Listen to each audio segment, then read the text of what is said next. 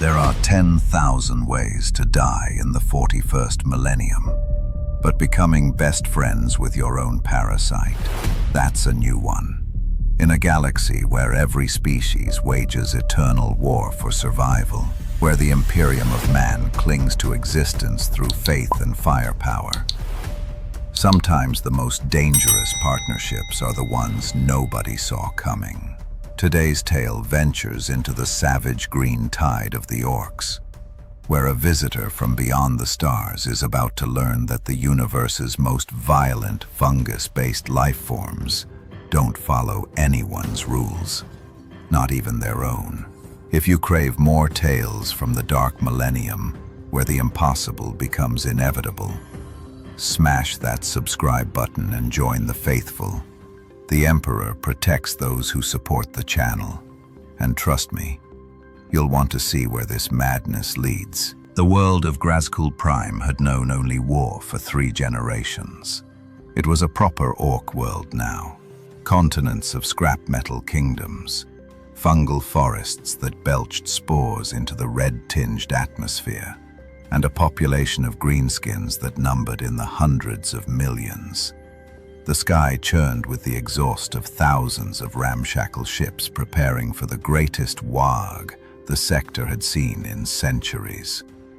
Warboss Skullbreaker had united 17 clans under his massive banner, and now his horde prepared to spill across the stars like a green plague. The Orks called their gathering place Da Big Moot, a sprawling war camp where knobs, bosses, and their boys hammered out who got to stomp the most worlds. Massive bonfires reached toward the sky, fed by burning promethium and the occasional unlucky grot. Tens of thousands of Orks roared challenges at each other, tested their choppers on screaming captives, and argued about which color paint made their vehicles fastest. None of them noticed the black rain beginning to fall. It started as dark streaks across the red sky, debris burning up in Grimskar's atmosphere. Meteorites were common here. The Orks had littered orbit with so much junk that things fell from the sky daily. But this was different. This wasn't rock or metal. This was organic, alive. The symbiote had traveled across the void for longer than it could remember, clinging to the hull of a derelict ship that had drifted through the warp-touched regions of space. It had fed on what little life existed in the frozen corridors. Rats, insects, the dried biomass of long-dead crew. But now it was starving, desperate, its consciousness flickering like a dying ember. When the derelict finally broke apart in Grimskar's atmosphere, the symbiote separated from the wreckage and plummeted toward the planet's surface, seeking the one thing it needed to survive: a host. The creature's alien senses detected the massive concentration of life below. Millions of organisms, all generating heat, all moving with purpose. Perfect. It adjusted its trajectory, using the last of its strength to guide itself toward the largest gathering it could detect. Da Big Moot. The symbiote struck the ground half a mile from the war camp's perimeter, cratering into a fungal forest with enough force to atomize the surrounding vegetation. For several minutes it lay there, a puddle of glossy black ooze barely larger than a grot's head. Then it began to move, drawn by the thunderous sounds of the Ork gathering, by the promise of a host that could sustain it. It slithered through the forest, leaving a dark trail through the bioluminescent fungi. As it grew closer to the camp, it began to sense individual organisms. The symbiote had bonded with many species across the galaxy: humans, aliens, even some forms of predatory fauna. It understood biological patterns, neural structures, the basic architecture of sentient life. What it sensed ahead was wrong, fundamentally wrong. The organisms registered as living beings, but their biology was alien in ways the symbiote had never encountered. fungal-based physiology, rudimentary but incredibly resilient cellular structure, neural pathways that seem to operate on belief as much as biology, and something else, a psychic field that connected them all, a gestalt consciousness that made them stronger together. The symbiote hesitated. These beings were unlike anything it had bonded with before, but starvation left no room for caution. It needed a host, and it needed one now. As it reached the camp's edge, it observed the creatures. Green-skinned, massive, brutal. They communicated in guttural roars and seemed to resolve disputes primarily through violence. The symbiote watched one of the larger specimens beat another unconscious, then drink from a container while the crowd cheered. Yes, these would do. Primitive, perhaps, but strong. Violent. Perfect for survival. The symbiote waited for its opportunity, flowing through the shadows between crude structures of scrap metal and welded armor plate. It needed to choose carefully. Not the largest specimens. They would attract too much attention. Not the smallest. They might not survive the bonding process. Something in between. Something strong but overlooked. That's when it saw him. An orc stood alone at the edge of a massive bonfire, staring into the flames with an expression that seemed almost contemplative. He was larger than most humans would ever grow, but smaller than many of his kin. What the Orks called a knob, a lesser boss with ambitions of something greater. His armor was a patchwork of different metals, painted in aggressive reds and blacks. Scars crisscrossed his green skin, each one a trophy of survival. But something about him was different from the others. He was thinking, deeply. And in the Ork culture of Grazkul Prime, that was about to become a fatal mistake. The Ork's name was Grimskar, though he'd gone through 3 other names in his relatively short life. Orks weren't big on permanence. They earned names through violence, lost them through weakness, and occasionally just forgot what they were called after a good hit to the head. But Grimskar had kept his name for nearly 5 years, which was practically ancient history by greenskin standards. He stared into the flames and felt the familiar weight of wrongness pressing down on his thick skull. The other boys called it thinkin' too much. His previous war boss had called it being a weird git. Grimskar called it a curse, while other orcs saw an enemy and immediately charged forward with choppers raised and battle cries roaring. Grimskar's brain did something terrible. It asked questions. What if we go around? What if we wait for the other boys to get shot first? What if this is a trap? These thoughts came unbidden, unwanted, and absolutely contrary to everything that made an orc proper orky.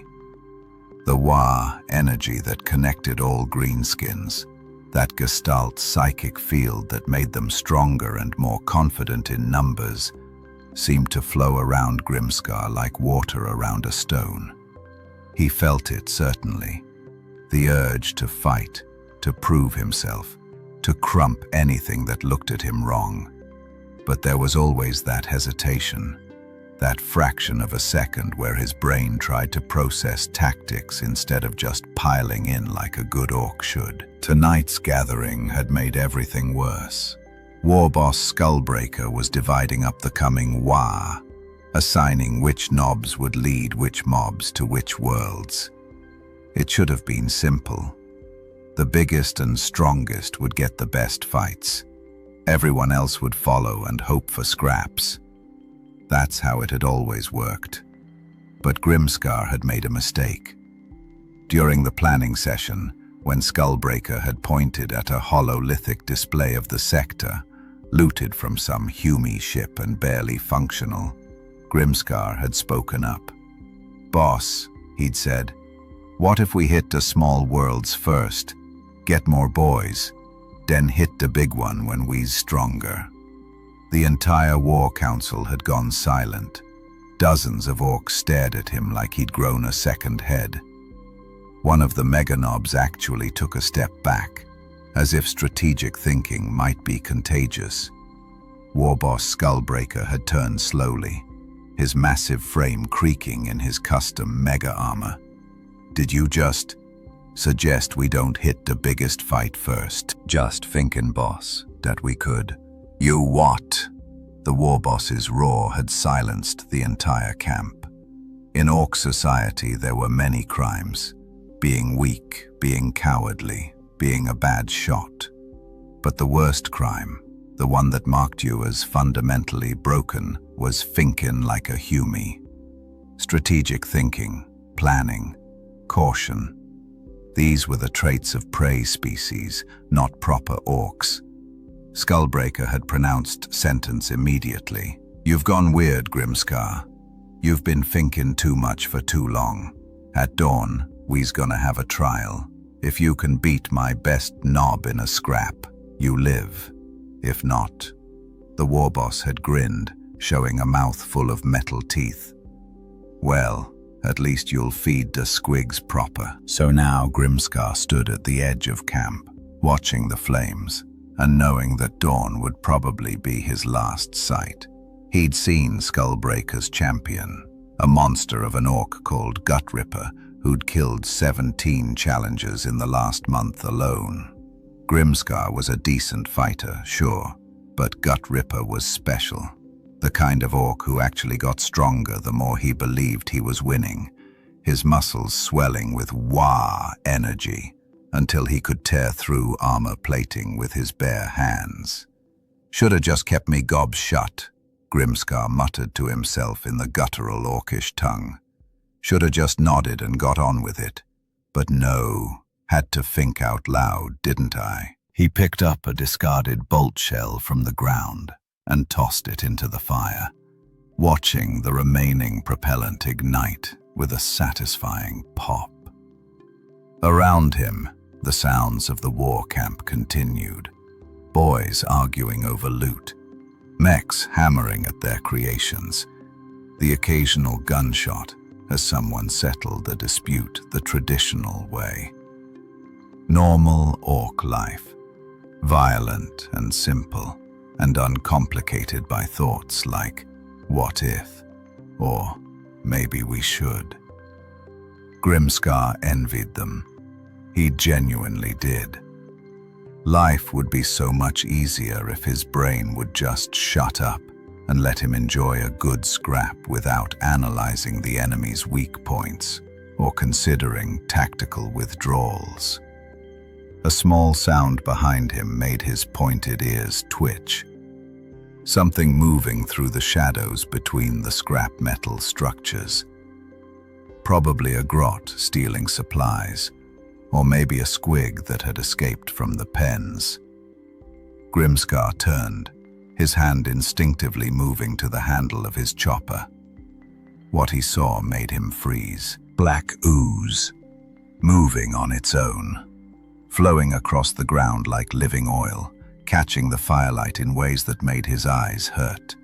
It wasn't mechanical. Grimskar knew mechwork when he saw it. This was organic, alive, and it was moving directly toward him with clear purpose. His first instinct was to yell for help. His second was to attack it.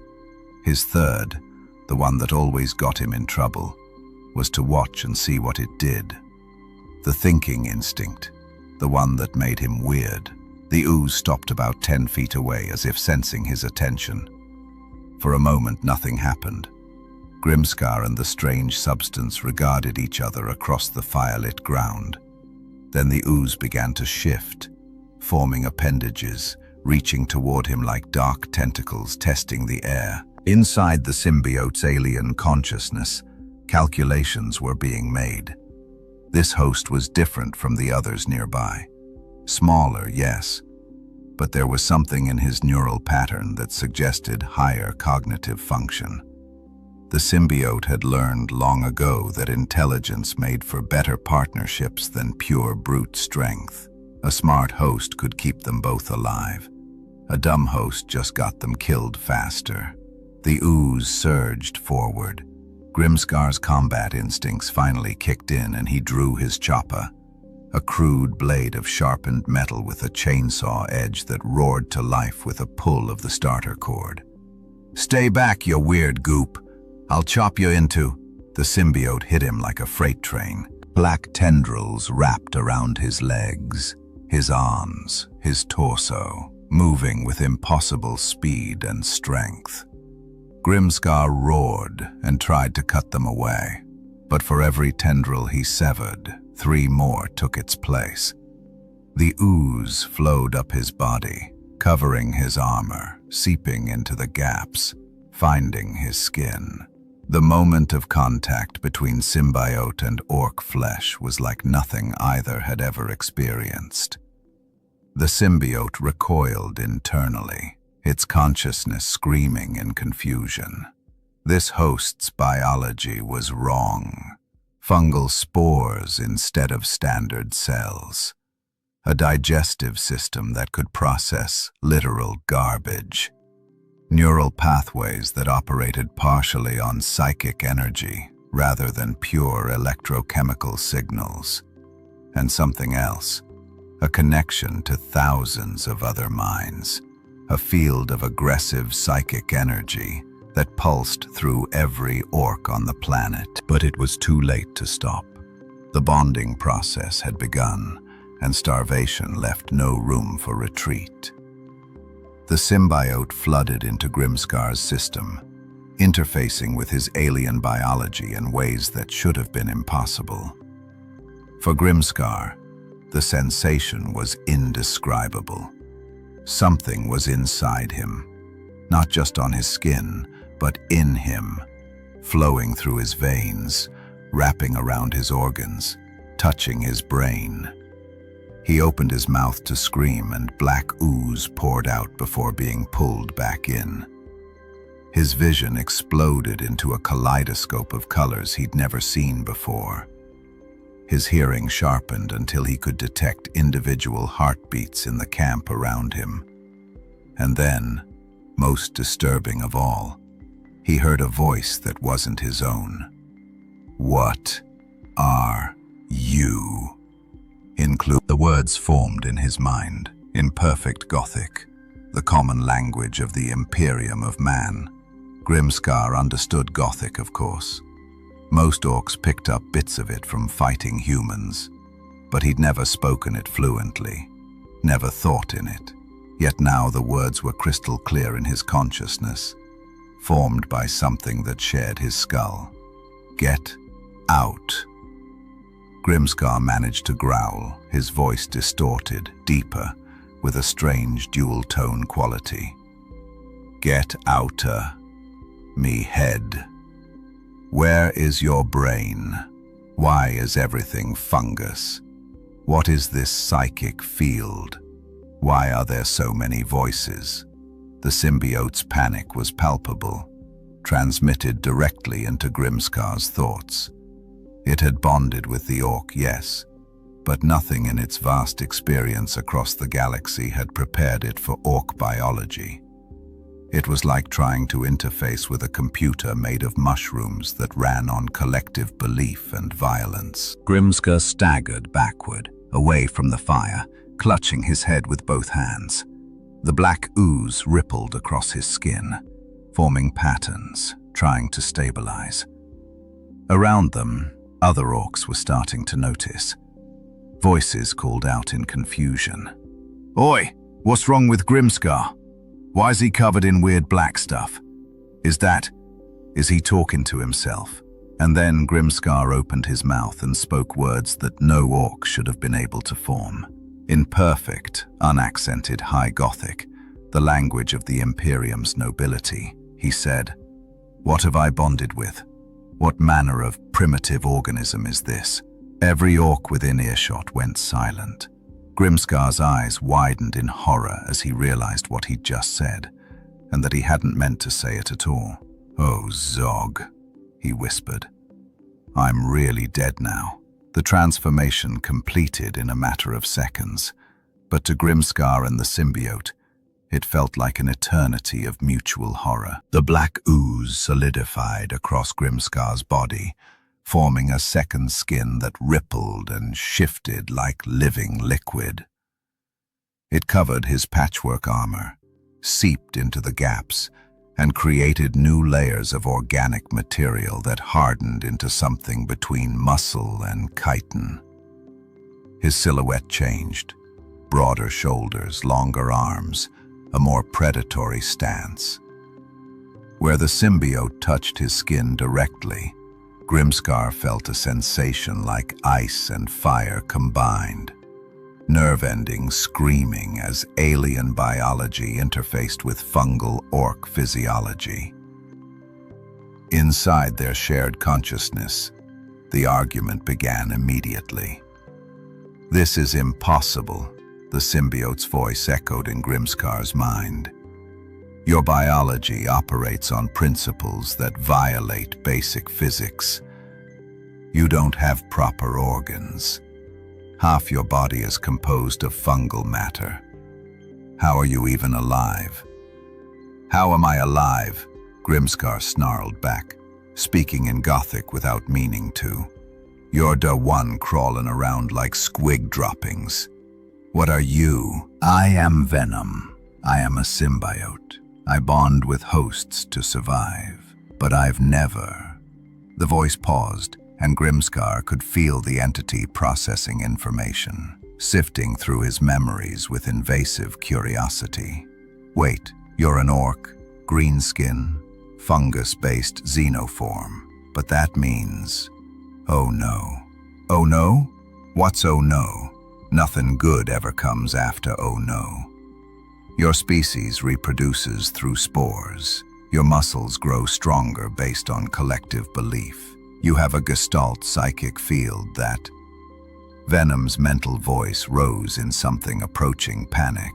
"I've bonded with a species that runs on faith and fungus." The orcs gathering around them had formed a rough circle now, about 20 strong, all staring at Grimskar with expressions ranging from confusion to disgust. In orc society, weird was bad. Weird meant different. Different meant wrong. And Grimskar had just become the weirdest git any of them had ever seen. One of the boys, a scarred veteran named Throgskull, stepped forward with his slugger pistol drawn. "Grimskar, dat you under all dat? Whatever dat is." Grimskar tried to respond in proper Orcish, but what came out was a mixture of languages as he and Venom both attempted to control his vocal cords simultaneously. "Yes, it's me. I am Zog it all Grimskar." "He's gone proper weird," another orc shouted. "He's talking like a humie." "Worse than dat," Throgskull growled, raising his weapon. "He smells wrong. Smells like something else." He wasn't wrong. The symbiote's presence had altered Grimskar's scent, adding a chemical signature that every orc's instincts recognized as alien. Not just non-orc, but fundamentally other. Dangerous. Wrong. "They're going to attack," Venom observed with the calm of someone who'd been in this situation before. "We should eliminate them before they can raise an alarm."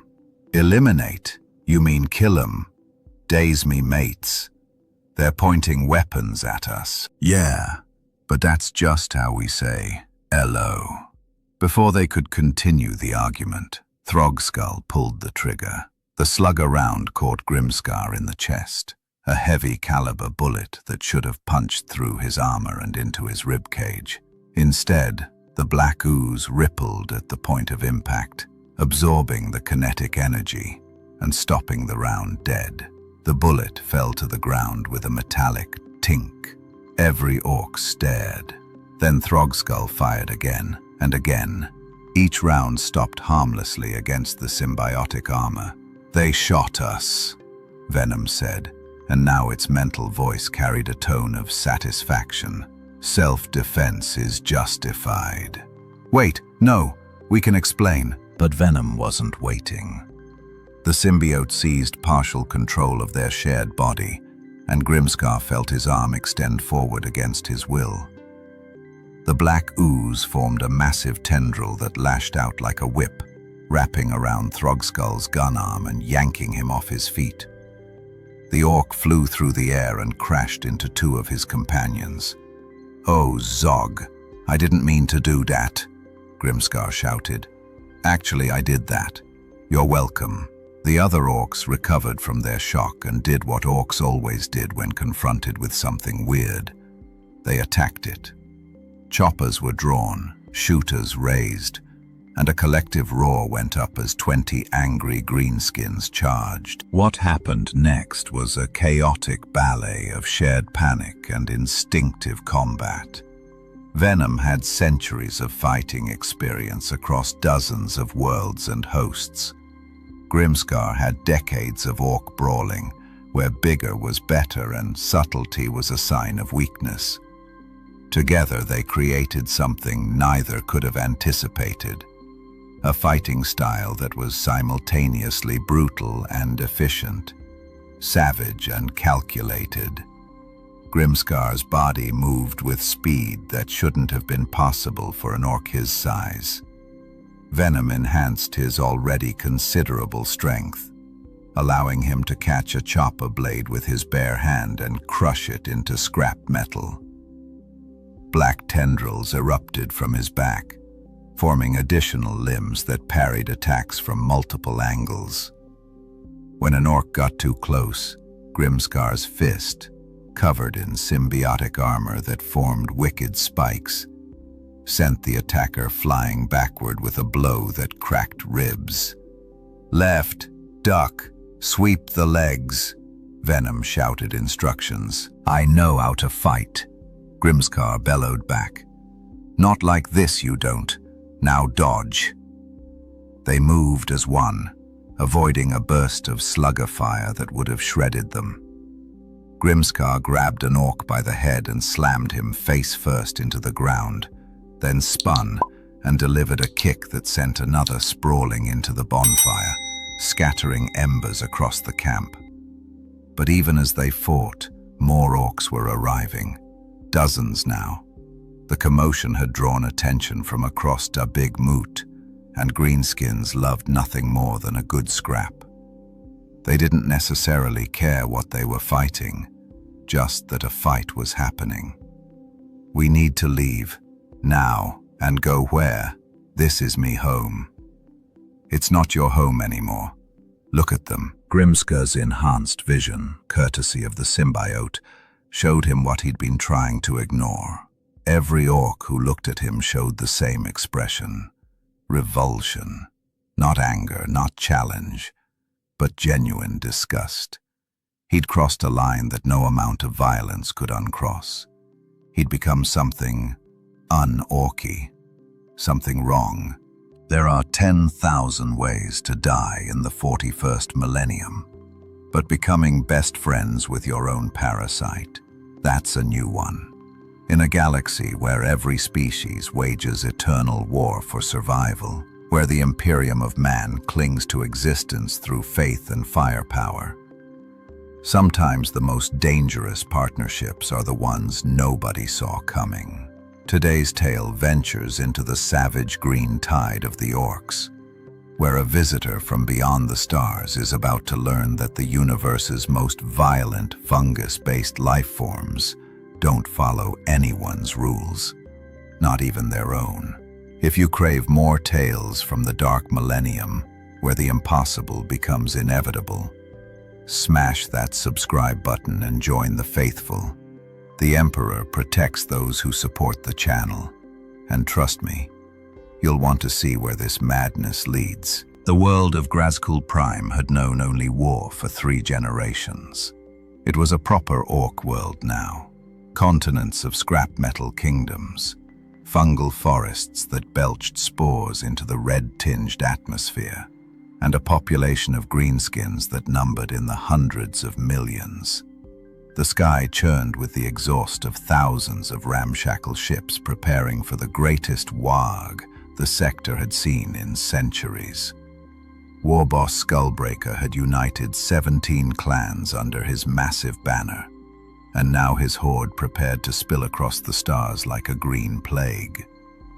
The Orks called their gathering place Da Big Moot, a sprawling war camp where knobs, bosses, and their boys hammered out who got to stomp the most worlds. Massive bonfires reached toward the sky, fed by burning promethium and the occasional unlucky grot. Tens of thousands of Orks roared challenges at each other, tested their choppers on screaming captives, and argued about which color paint made their vehicles fastest. None of them noticed the black rain beginning to fall. It started as dark streaks across the red sky, debris burning up in Grimskar's atmosphere. Meteorites were common here. The Orks had littered orbit with so much junk that things fell from the sky daily. But this was different. This wasn't rock or metal.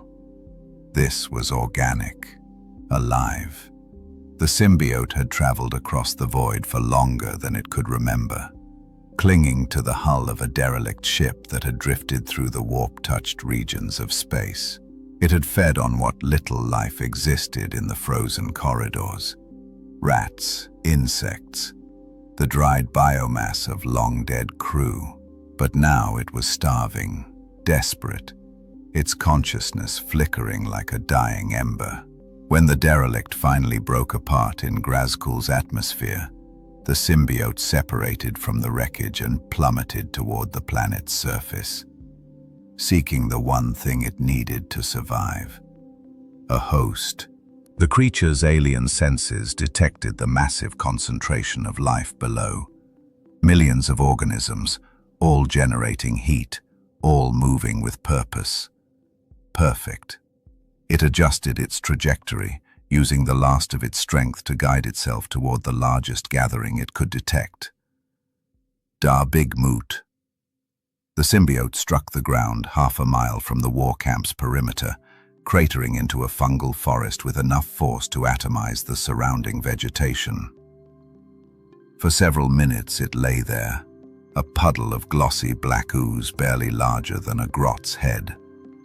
Then it began to move, drawn by the thunderous sounds of the Ork gathering, by the promise of a host that could sustain it. It slithered through the forest, leaving a dark trail through the bioluminescent fungi. As it grew closer to the camp, it began to sense individual organisms. The symbiote had bonded with many species across the galaxy: humans, aliens, even some forms of predatory fauna. It understood biological patterns, neural structures, the basic architecture of sentient life. What it sensed ahead was wrong, fundamentally wrong. The organisms registered as living beings, but their biology was alien in ways the symbiote had never encountered. Fungal-based physiology, rudimentary but incredibly resilient cellular structure, neural pathways that seemed to operate on belief as much as biology, and something else, a psychic field that connected them all, a gestalt consciousness that made them stronger together. The symbiote hesitated. These beings were unlike anything it had bonded with before, but starvation left no room for caution. It needed a host, and it needed one now. As it reached the camp's edge, it observed the creatures. Green-skinned, massive, brutal. They communicated in guttural roars and seemed to resolve disputes primarily through violence. The symbiote watched one of the larger specimens beat another unconscious, then drink from a container while the crowd cheered. Yes, these would do. Primitive, perhaps, but strong. Violent. Perfect for survival. The symbiote waited for its opportunity, flowing through the shadows between crude structures of scrap metal and welded armor plate. It needed to choose carefully. Not the largest specimens, They would attract too much attention, not the smallest. They might not survive the bonding process. Something in between. Something strong but overlooked. That's when it saw him. An orc stood alone at the edge of a massive bonfire, staring into the flames with an expression that seemed almost contemplative.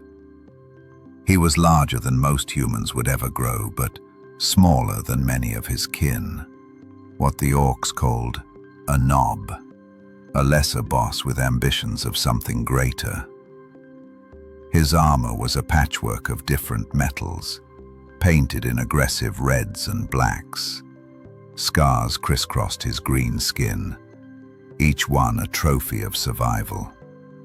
But something about him was different from the others. He was thinking, deeply. And in the orc culture of Grimskar Prime, that was about to become a fatal mistake. The orc's name was Grimskar, though he'd gone through 3 other names in his relatively short life. Orcs weren't big on permanence. They earned names through violence, lost them through weakness, and occasionally just forgot what they were called after a good hit to the head. But Grimskar had kept his name for nearly 5 years, which was practically ancient history by greenskin standards. He stared into the flames and felt the familiar weight of wrongness pressing down on his thick skull. The other boys called it thinking too much. His previous war boss had called it being a weird git. Grimskar called it a curse, while other orcs saw an enemy and immediately charged forward with choppers raised and battle cries roaring. Grimskar's brain did something terrible. It asked questions. What if we go around? What if we wait for the other boys to get shot first? What if this is a trap? These thoughts came unbidden, unwanted, and absolutely contrary to everything that made an orc proper orky. The Wa energy that connected all greenskins, that gestalt psychic field that made them stronger and more confident in numbers, seemed to flow around Grimskar like water around a stone. He felt it, certainly. The urge to fight, to prove himself, to crump anything that looked at him wrong. But there was always that hesitation, that fraction of a second where his brain tried to process tactics instead of just piling in like a good orc should. Tonight's gathering had made everything worse.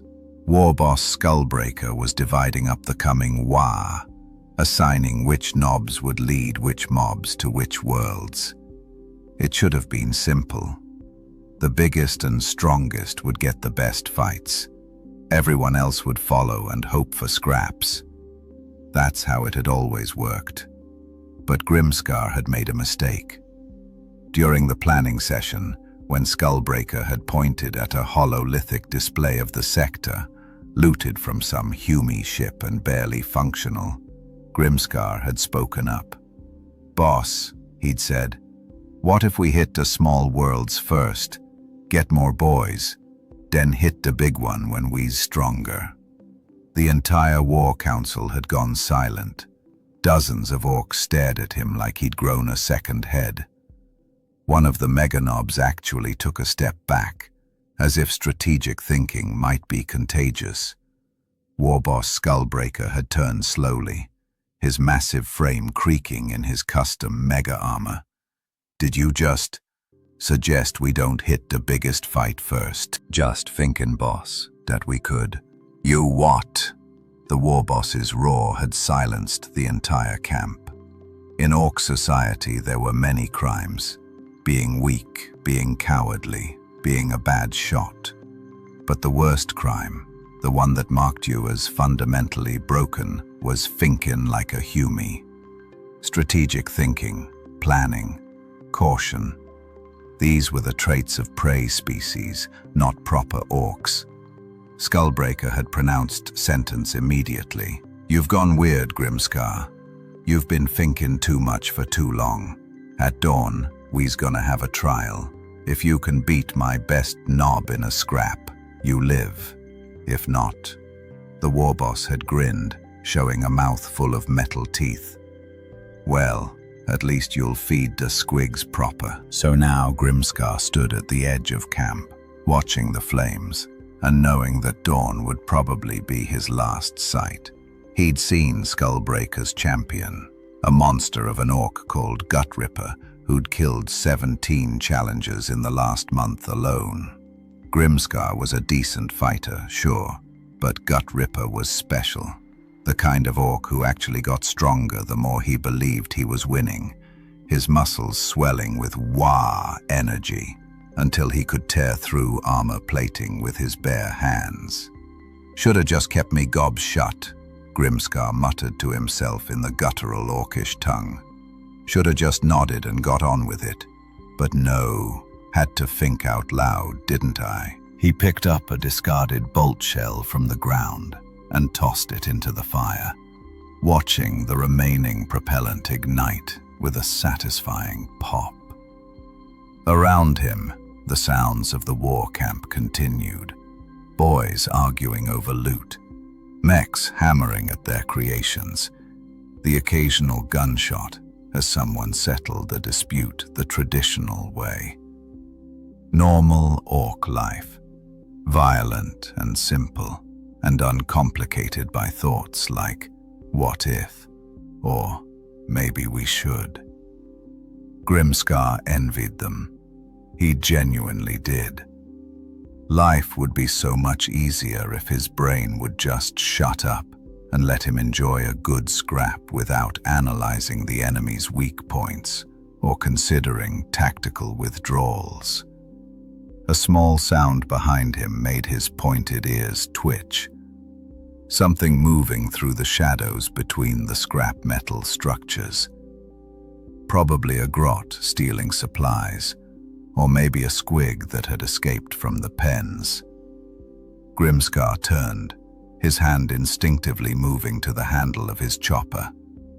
What he saw made him freeze. Black ooze, moving on its own, flowing across the ground like living oil, catching the firelight in ways that made his eyes hurt. It wasn't mechanical. Grimskar knew mechwork when he saw it. This was organic, alive, and it was moving directly toward him with clear purpose. His first instinct was to yell for help. His second was to attack it.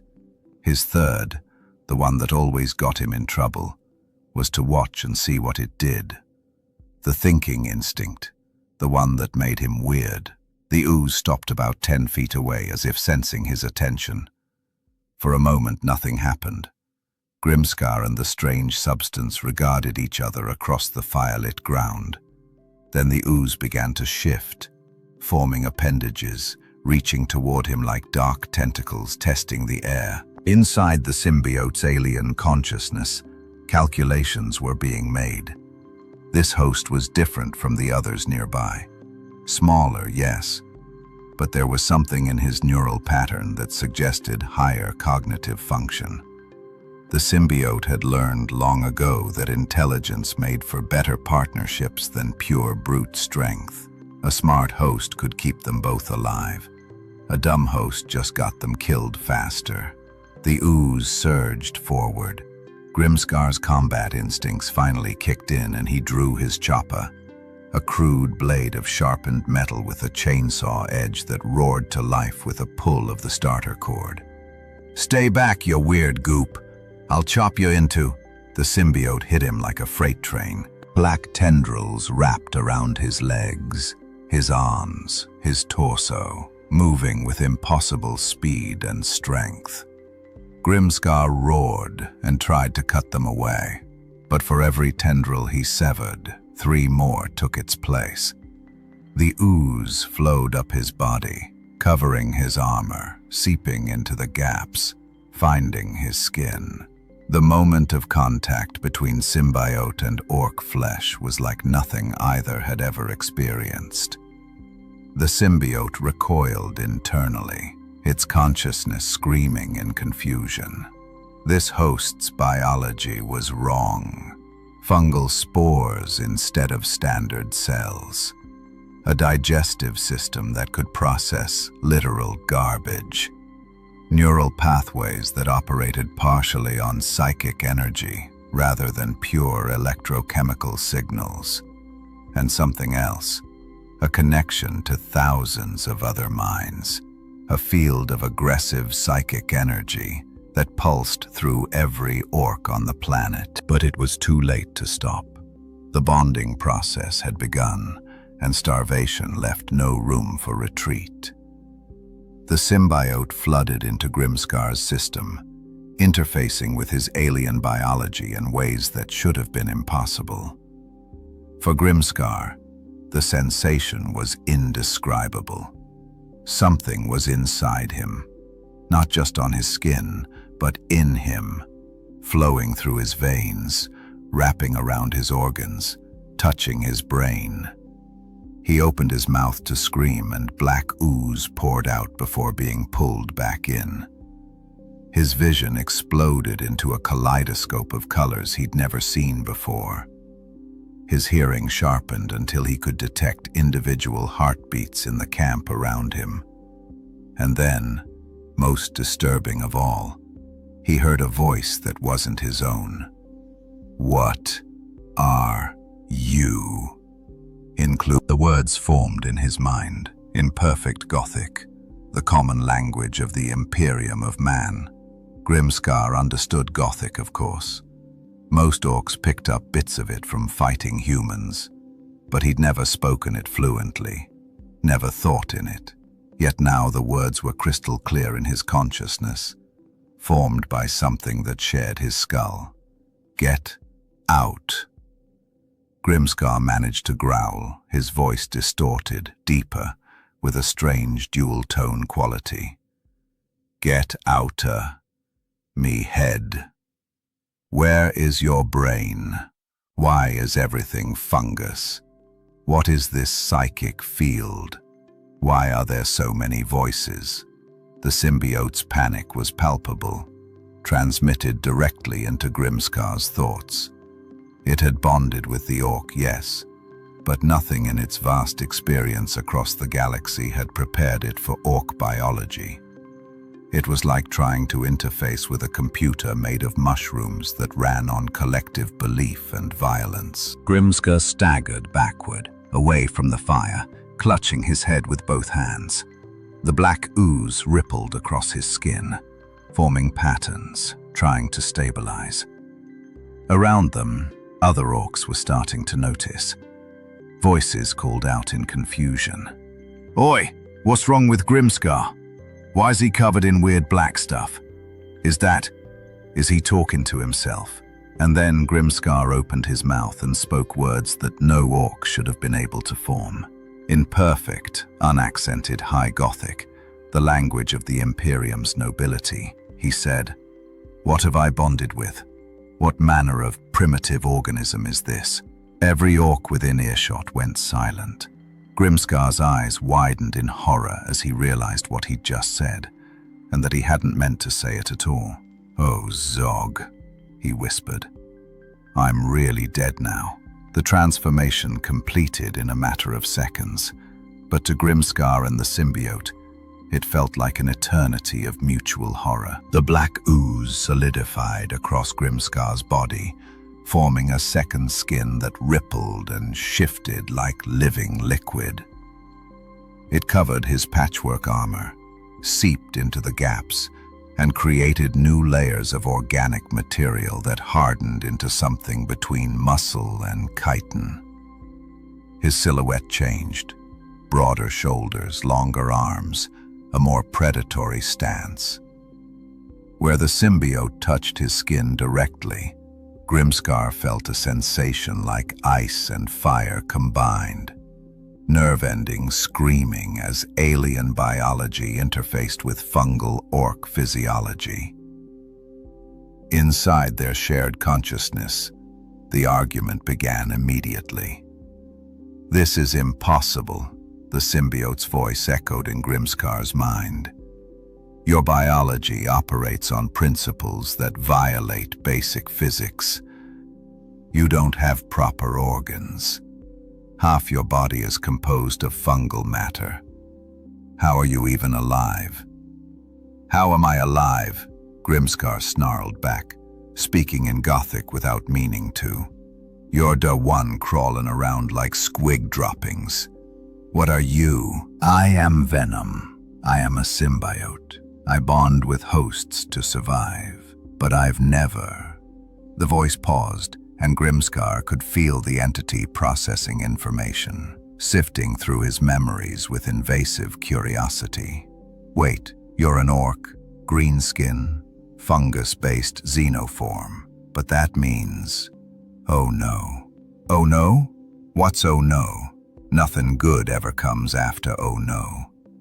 Your species reproduces through spores. Your muscles grow stronger based on collective belief. You have a gestalt psychic field that... Venom's mental voice rose in something approaching panic. I've bonded with a species that runs on faith and fungus. The orcs gathering around them had formed a rough circle now, about 20 strong, all staring at Grimskar with expressions ranging from confusion to disgust. In orc society, weird was bad. Weird meant different. Different meant wrong. And Grimskar had just become the weirdest git any of them had ever seen. One of the boys, a scarred veteran named Throgskull, stepped forward with his slugger pistol drawn. Grimskar, dat you under all dat? Whatever dat is. Grimskar tried to respond in proper Orcish, but what came out was a mixture of languages as he and Venom both attempted to control his vocal cords simultaneously. Yes, it's me. We are I am Zog it all Grimskar. He's gone proper weird, another orc shouted. He's talking like a humie. Worse than dat, Throgskull growled, raising his weapon. He smells wrong. Smells like something else. He wasn't wrong. The symbiote's presence had altered Grimskar's scent, adding a chemical signature that every orc's instincts recognized as alien. Not just non-orc, but fundamentally other. Dangerous. Wrong. They're going to attack, Venom observed with the calm of someone who'd been in this situation before. We should eliminate them before they can raise an alarm. Eliminate? You mean kill 'em? Daze me mates. They're pointing weapons at us. Yeah, but that's just how we say hello. Before they could continue the argument, Throgskull pulled the trigger. The slugger round caught Grimskar in the chest, a heavy caliber bullet that should have punched through his armor and into his ribcage. Instead, the black ooze rippled at the point of impact, absorbing the kinetic energy and stopping the round dead. The bullet fell to the ground with a metallic tink. Every orc stared. Then Throgskull fired again and again. Each round stopped harmlessly against the symbiotic armor. They shot us, Venom said, and now its mental voice carried a tone of satisfaction. Self-defense is justified. Wait, no, we can explain. But Venom wasn't waiting. The symbiote seized partial control of their shared body, and Grimskar felt his arm extend forward against his will. The black ooze formed a massive tendril that lashed out like a whip, wrapping around Throgskull's gun arm and yanking him off his feet. The orc flew through the air and crashed into two of his companions. Oh, Zog, I didn't mean to do that, Grimskar shouted. Actually, I did that. You're welcome. The other orcs recovered from their shock and did what orcs always did when confronted with something weird. They attacked it. Choppers were drawn, shooters raised, and a collective roar went up as 20 angry greenskins charged. What happened next was a chaotic ballet of shared panic and instinctive combat. Venom had centuries of fighting experience across dozens of worlds and hosts. Grimskar had decades of orc brawling, where bigger was better and subtlety was a sign of weakness. Together they created something neither could have anticipated. a fighting style that was simultaneously brutal and efficient, savage and calculated. Grimskar's body moved with speed that shouldn't have been possible for an orc his size. Venom enhanced his already considerable strength, allowing him to catch a chopper blade with his bare hand and crush it into scrap metal. Black tendrils erupted from his back, forming additional limbs that parried attacks from multiple angles. When an orc got too close, Grimskar's fist, covered in symbiotic armor that formed wicked spikes, sent the attacker flying backward with a blow that cracked ribs. "Left, duck, sweep the legs," Venom shouted instructions. "I know how to fight," Grimskar bellowed back. "Not like this, you don't. Now dodge." They moved as one, avoiding a burst of slugger fire that would have shredded them. Grimskar grabbed an orc by the head and slammed him face first into the ground, then spun and delivered a kick that sent another sprawling into the bonfire, scattering embers across the camp. But even as they fought, more orcs were arriving, dozens now. The commotion had drawn attention from across the big moot, and greenskins loved nothing more than a good scrap. They didn't necessarily care what they were fighting, just that a fight was happening. "We need to leave, now, and go where? This is me home." "It's not your home anymore. Look at them." Grimskar's enhanced vision, courtesy of the symbiote, showed him what he'd been trying to ignore. Every orc who looked at him showed the same expression. Revulsion. Not anger, not challenge, but genuine disgust. He'd crossed a line that no amount of violence could uncross. He'd become something un-orky, something wrong.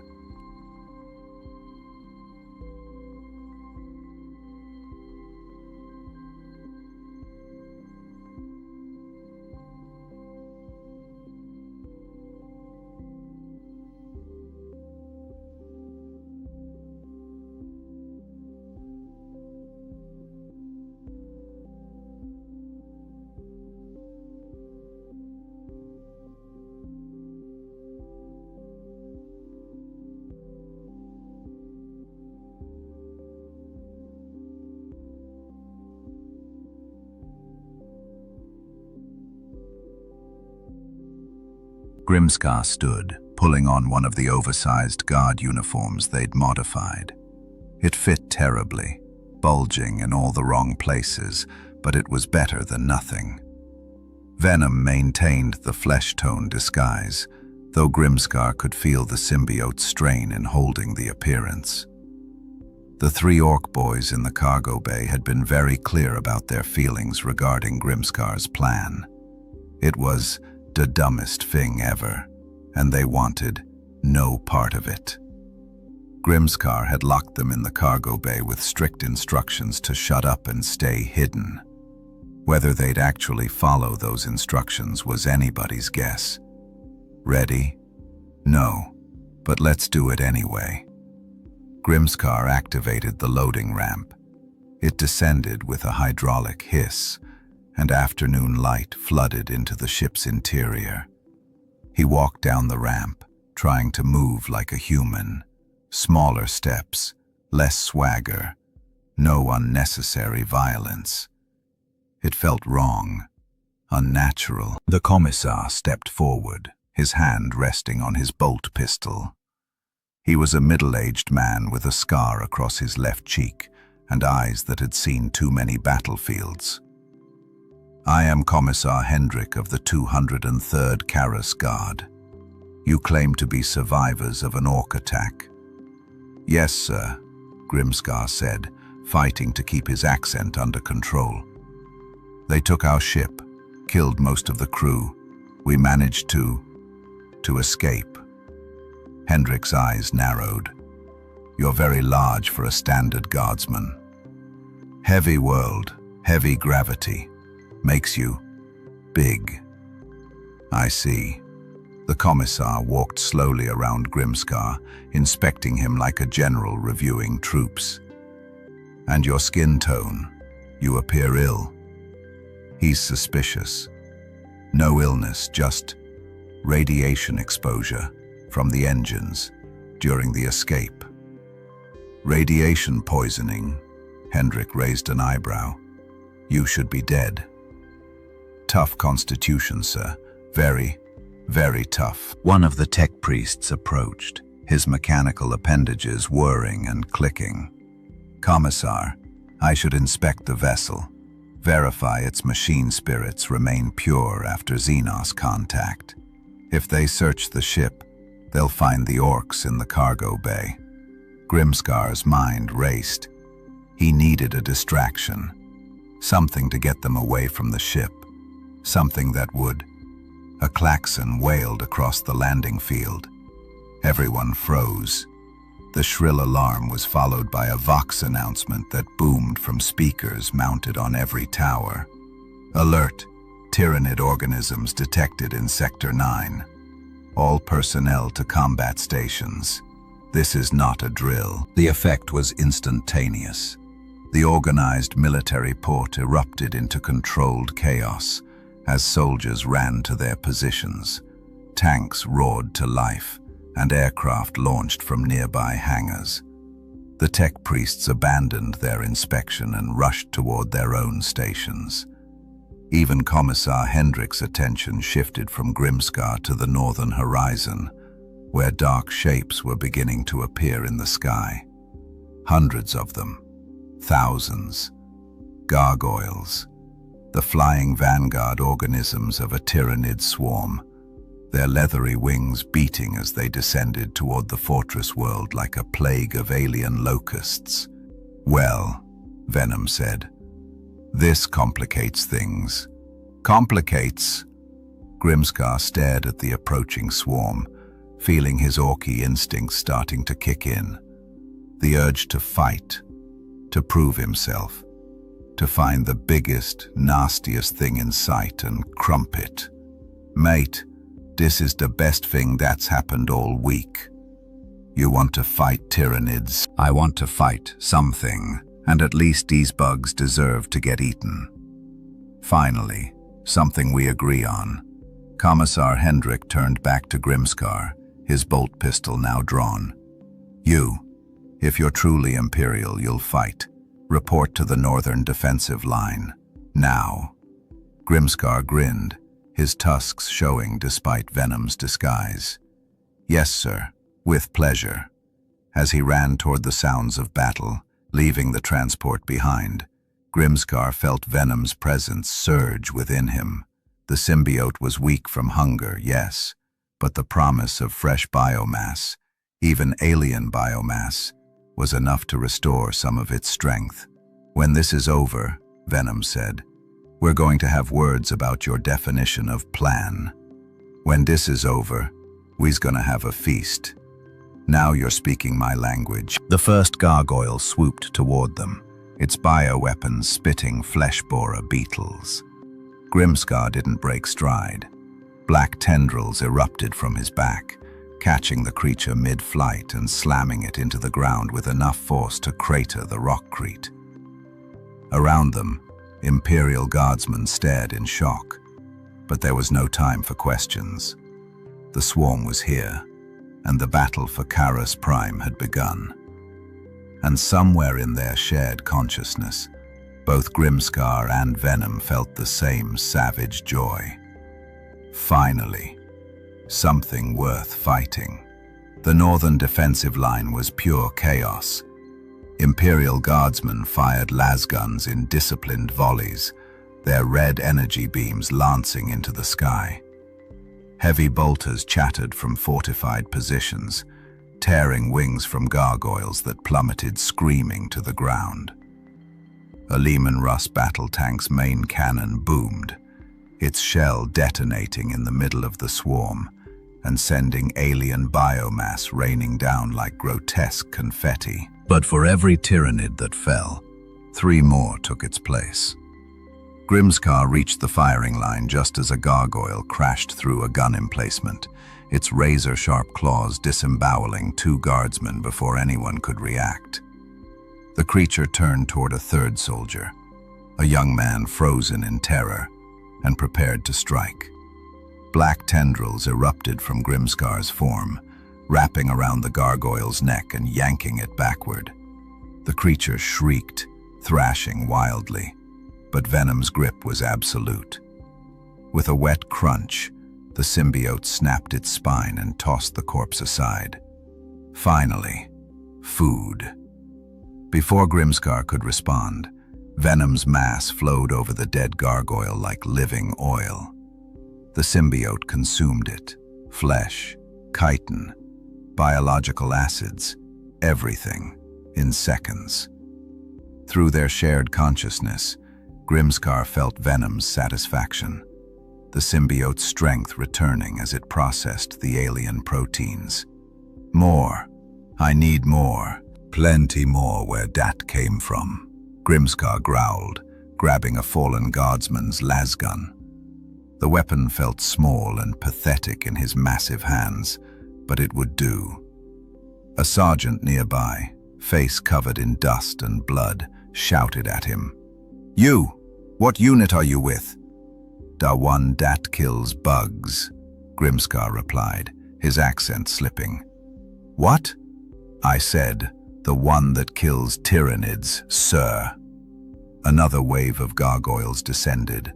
Grimskar fired the lasgun, his shots wild but enthusiastic.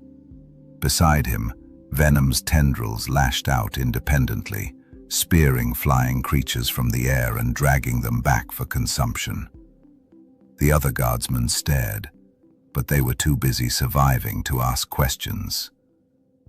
Left flank, bigger organisms approaching. Grimskar turned. Through the smoke and chaos he saw them. Tyrannid warriors, the larger synapse creatures that coordinated the swarm. 3 of them, each standing 8 feet tall with forearms ending in bone swords and bioweapons. They moved with terrifying intelligence, directing the smaller organisms with psychic commands. We need to eliminate those. Why? They're the leaders. Kill them. The smaller ones become disorganized. How do you know that? I've fought tyrannids before. Different galaxy. Similar tactics. Grimskar dropped the lasgun and charged. The guardsmen behind him shouted warnings, but he ignored them. Venom enhanced his speed, his orc muscles working in concert with symbiotic strength. They crossed 50 meters in seconds. The lead Tyrannid warrior saw them coming and raised its bioweapon, a living cannon that spat corrosive ammunition. The shot hit Grimskar square in the chest. Venom's protective layer absorbed most of the impact, but the acid burned, sizzling through the symbiote's outer coating. That hurt. Good. Now I'm mad. They crashed into the warrior like a freight train. Grimskar's fist, covered in black armor that formed massive spikes, connected with the creature's carapace and cracked it. The warrior reeled backward, ichor leaking from the wound. Its bone sword slashed at them, but Venom formed additional limbs that caught the blades and held them fast. Now, the head. Grimskar grabbed the warrior's skull with both hands and squeezed. The creature's exoskeleton cracked, then shattered. Brain matter and alien fluids exploded outward. The warrior went limp, and Venom immediately began feeding, consuming the corpse while Grimskar turned to face the remaining 2. Around them, the battle raged. Imperial artillery pounded the distant horizon where larger bioforms were emerging. Aircraft strafed gargoyle swarms. Somewhere, a commissar was screaming orders about holding the line at all costs. But in that moment, standing over a dead tyrannid with 2 more charging toward him, Grimskar felt something he hadn't felt since leaving Grazkul Prime. He felt right. Incoming. The two remaining warriors attacked in coordination, their movements synchronized through the hive mind. But Grimskar and Venom moved as one entity now, no longer fighting for control, but working together. Duck, dodge, counter, strike. It was beautiful and brutal, savage and calculated. A bone sword came for Grimskar's throat. Venom formed a shield that deflected it. A bioweapon fired. Grimskar rolled beneath the shot and came up swinging. His chopper, which he'd pulled from his belt, roared to life and bit deep into a warrior's torso. The creature screamed, a psychic shriek that made every nearby organism falter. Grimskar twisted the blade, then ripped it upward, bisecting the warrior from groin to skull. It collapsed in two pieces. One left. The final warrior hesitated, its alien intelligence recognizing a threat. For a moment, predator and prey regarded each other across 5 meters of blood-stained ground. Then the creature did something surprising. It ran. Oh no, you don't. Venom launched them forward in a leap that carried them 30 feet. They landed on the warrior's back, tendrils wrapping around its limbs. The creature thrashed, trying to throw them off, but Grimskar held on and drove his chopper through its spine. The warrior fell. The smaller tyranids nearby, Hormagaunts and Termagants, suddenly lost coordination, their movements becoming erratic without synaptic control. "See?" Grimskar shouted to no one in particular. "Told you we could crump 'em. Your accent is slipping. Don't care. This is fun." A voice over the Vox network cut through the chaos. "All units, the swarm is retreating. Repeat, Tyranid forces are falling back. Hold positions and prepare for second wave." Grimskar stood among the corpses, breathing hard, covered in alien blood and his own wounds that were already healing thanks to Venom. Around him, surviving guardsmen stared with expressions ranging from awe to horror. The sergeant from earlier approached slowly, his lasgun half raised. What are you?" Grimskar and Venom exchanged an internal glance. Then, in perfect unison, they spoke with two voices overlapping. "We are Venom, and we are very hungry." The guardsmen didn't shoot, which Grimskar considered a minor miracle. Instead, they stared as Venom finished consuming the last Tyranid warrior, black tendrils pulling biomass into their shared form. The symbiote's strength surged with each feeding, the weakness from weeks of starvation finally abating. Grimskar felt it too.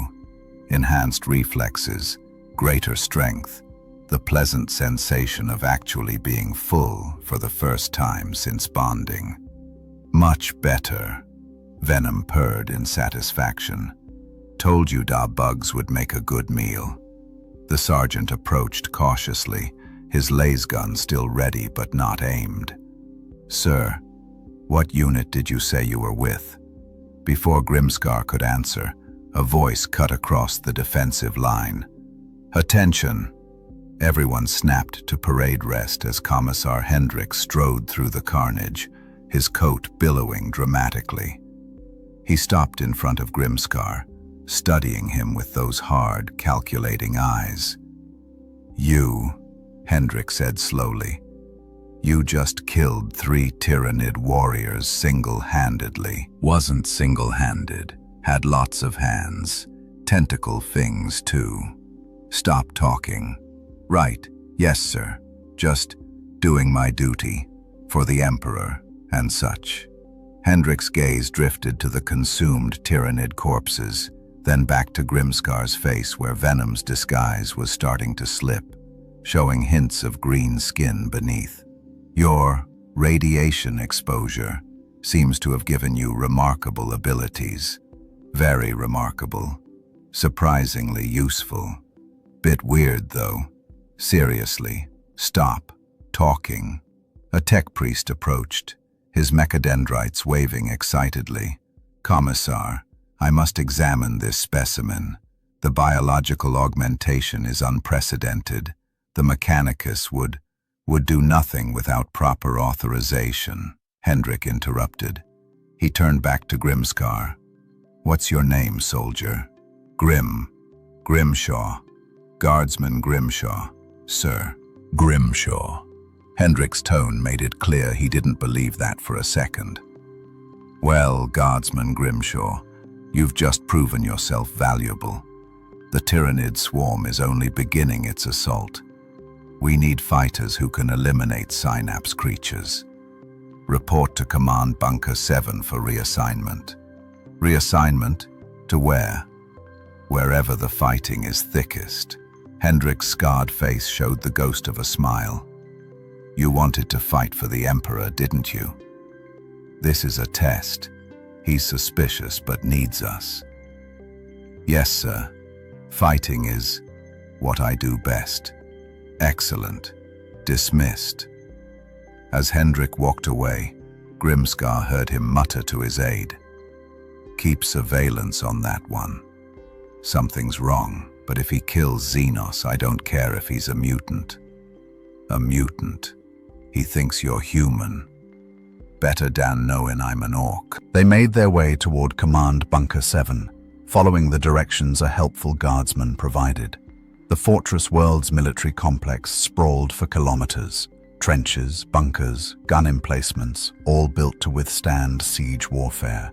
In the distance, Grimskar could see larger Tyrannid bioforms gathering on the horizon, preparing for the next assault. "This world will fall," Venom observed. "The Tyrannids are too numerous. Maybe, maybe not. Humies can be stubborn. So can Orks." "Yeah, well, I ain't exactly a proper Ork anymore, am I?" They walked in silence for a moment before Venom responded. "No, you're something else now. We both are." Command Bunker 7 was built into a hillside, reinforced with meters of rockcrete and defensive weapons. Inside, officers huddled around hololithic displays showing the Tyrannid positions. A colonel with grey hair and cybernetic eyes looked up as Grimskar entered. "Grimshaw? The one who killed the warriors?" "Yes, sir." "Good. We need that capability. Intelligence indicates a hive tyrant coordinating the assault from Sector 12. Standard munitions aren't penetrating its carapace. We're organizing a strike team to eliminate it. You're volunteering." That wasn't a question. Volunteering. Right. When do we leave? 20 minutes. Meet the team at landing pad 3. Dismissed. Outside, Grimskar found a quiet corner and sat heavily on a supply crate. Through their connection, he felt Venom processing the situation, running calculations. A hive tyrant. That's suicide. Probably. But we stuck here anyway. Might as well make ourselves useful. You're enjoying this. Maybe. Feels good to fight something that deserves it. These bugs, they just eat everything. Destroy worlds. They're worse than Orks. Worse than Orks. That's saying something. Grimskar chuckled despite himself. Never thought I'd be working with humies. Never thought I'd have a voice in me head. Never thought. A massive explosion rocked the compound. Alarms blared as another wave of gargoyles descended, this time supported by larger creatures, carnifexes, living battering rams of chitin and rage. 20 minutes just became now, Venom observed. Yeah, guess dar bugs didn't get dar memo about waiting. They ran toward landing pad 3, where a Valkyrie transport was already spinning up its engines. Several soldiers were climbing aboard, hardened veterans with serious weapons. A woman with a scar across her throat and a plasma gun waved at Grimskar. "You the freak who eats Tyrannids?" "That's, yes I am." "Good, get in. We're going hunting." The Valkyrie lurched into the air as another explosion rocked the landing pad. Through the open troop bay, Grimskar watched the fortress world transform into a war zone. Artillery fire lit the sky. Tyrannid bioforms swarmed across the plains like a living carpet. Imperial positions burned. The scarred woman sat across from him, checking her plasma gun with practiced efficiency. "Name's Sergeant Kira. You got a first name, Grimshaw?" "Just Grimshaw." "Fair enough. These are the Karis Reapers. What's left of us anyway?" She gestured to the other soldiers. "That's Corporal Vex with the melter gun, Private Dane on the autocannon, and that's Trooper Moss. He doesn't talk much since his squad got eaten." Moss stared at nothing, his hands gripping his lasgun so tight his knuckles were white. "These humans have seen too much death," Venom observed. "Everyone here has." Kira leaned forward. "So what's your story? How'd you get those abilities?" "Radiation, during an Ork attack, changed me." "Radiation doesn't work like that. Special radiation." "Convincing." "Look," Kira said, "I don't care if you're a mutant, an abomination, or the Emperor's gift. You kill synapse creatures, which means you keep my people alive. That's all that matters." "Fair deal." The Valkyrie's pilot shouted back, "2 minutes to drop zone. Get ready." Through the viewport, Grimskar saw their destination. A massive biostructure the Tyrannids had grown in the middle of what used to be a residential district. Organic towers spiraled into the sky, pulsing with bioluminescence. And at the center, standing atop the largest tower, was the Hive Tyrant. It was massive, 12 feet tall, with 4 arms ending in bone swords, a reinforced carapace that gleamed like polished obsidian, and wings that could carry its bulk into the air. Around its head, a psychic aura shimmered, the synaptic control that coordinated thousands of lesser Tyrannids. "That's our target." "Yeah, noticed." 30 seconds, the pilot yelled. "Can't get closer. Anti-air organisms everywhere." "This is close enough," Kira shouted. She turned to the team. "Standard pattern. Hit hard, hit fast, get out before the swarm responds. Grimshaw, you're on the Tyrant. We'll handle support organisms. Clear?" "Clear." The Valkyrie's side doors opened. Wind howled through the troop bay. Below, Tyrannid organisms turned their attention upward, bioweapons spitting ammunition at the aircraft. "Go! Go! Go!" Kira jumped first, followed by her team. Grimskar hesitated for a fraction of a second, not from fear, but from the sheer insanity of jumping from a perfectly good aircraft toward a swarm of alien monsters. "What are you waiting for?" "Nothing, just admiring the view." "Liar." They jumped. The fall lasted 3 seconds. Venom formed wing-like structures that slowed their descent, allowing them to control their trajectory. They landed in the middle of the biostructure plaza, rockcrete cracking under their impact. Around them, the Reapers touched down and immediately opened fire. Hormagaunts charged. Corporal Vex's melter gun vaporized 3 in a single shot. Private Dane's autocannon chewed through a cluster of termagants. Kira's plasma gun superheated the air, each shot punching holes through Tyrannid carapaces. But more kept coming, always more. The Tyrant. Focus. Above them, the Hive Tyrant had taken notice. Its psychic shriek echoed across the battlefield, and every Tyrannid organism suddenly turned toward Grimskar. Hundreds of them. Thousands. Oh, Zog. The swarm charged. Grimskar and Venom moved. Black tendrils erupted from their back, forming additional limbs that struck in all directions. His chopper roared, cleaving through Hormagaunts. Venom's enhanced strength let him grab a Carnifex by the horn and redirect its charge into its own swarm mates. They're coordinating. The Tyrant is directing them. Den, let's shut it up. They fought through the swarm, each step a battle. Claws scraped against Venom's armor. Bioweapons fired. Grimskar felt pain, real pain, as acid ate through their protective coating and reached Ork flesh beneath. But pain just made him angrier, and anger made him faster. "Behind you!" A Tyranid warrior lunged. Grimskar spun, caught its bone sword with a tendril, and used its own momentum to impale it on his chopper. Venom consumed it even as they kept moving, converting biomass into energy, healing their wounds. The Hive Tyrant watched from its tower, its alien intelligence calculating, planning. Then it spread its wings and leaped, descending toward Grimskar like a meteor of chitin and death. They collided mid-air. The impact sent them both crashing into the biostructure's base. Grimskar felt ribs crack, both his and the tyrant's. The creature's bone swords flashed, and only Venom's instant reaction saved them from decapitation. Black tendrils wrapped around the blades, holding them inches from Grimskar's throat. It's strong, stronger than the warriors. Notice dat. They rolled, each trying to gain advantage. The tyrant's mandibles snapped at Grimskar's face.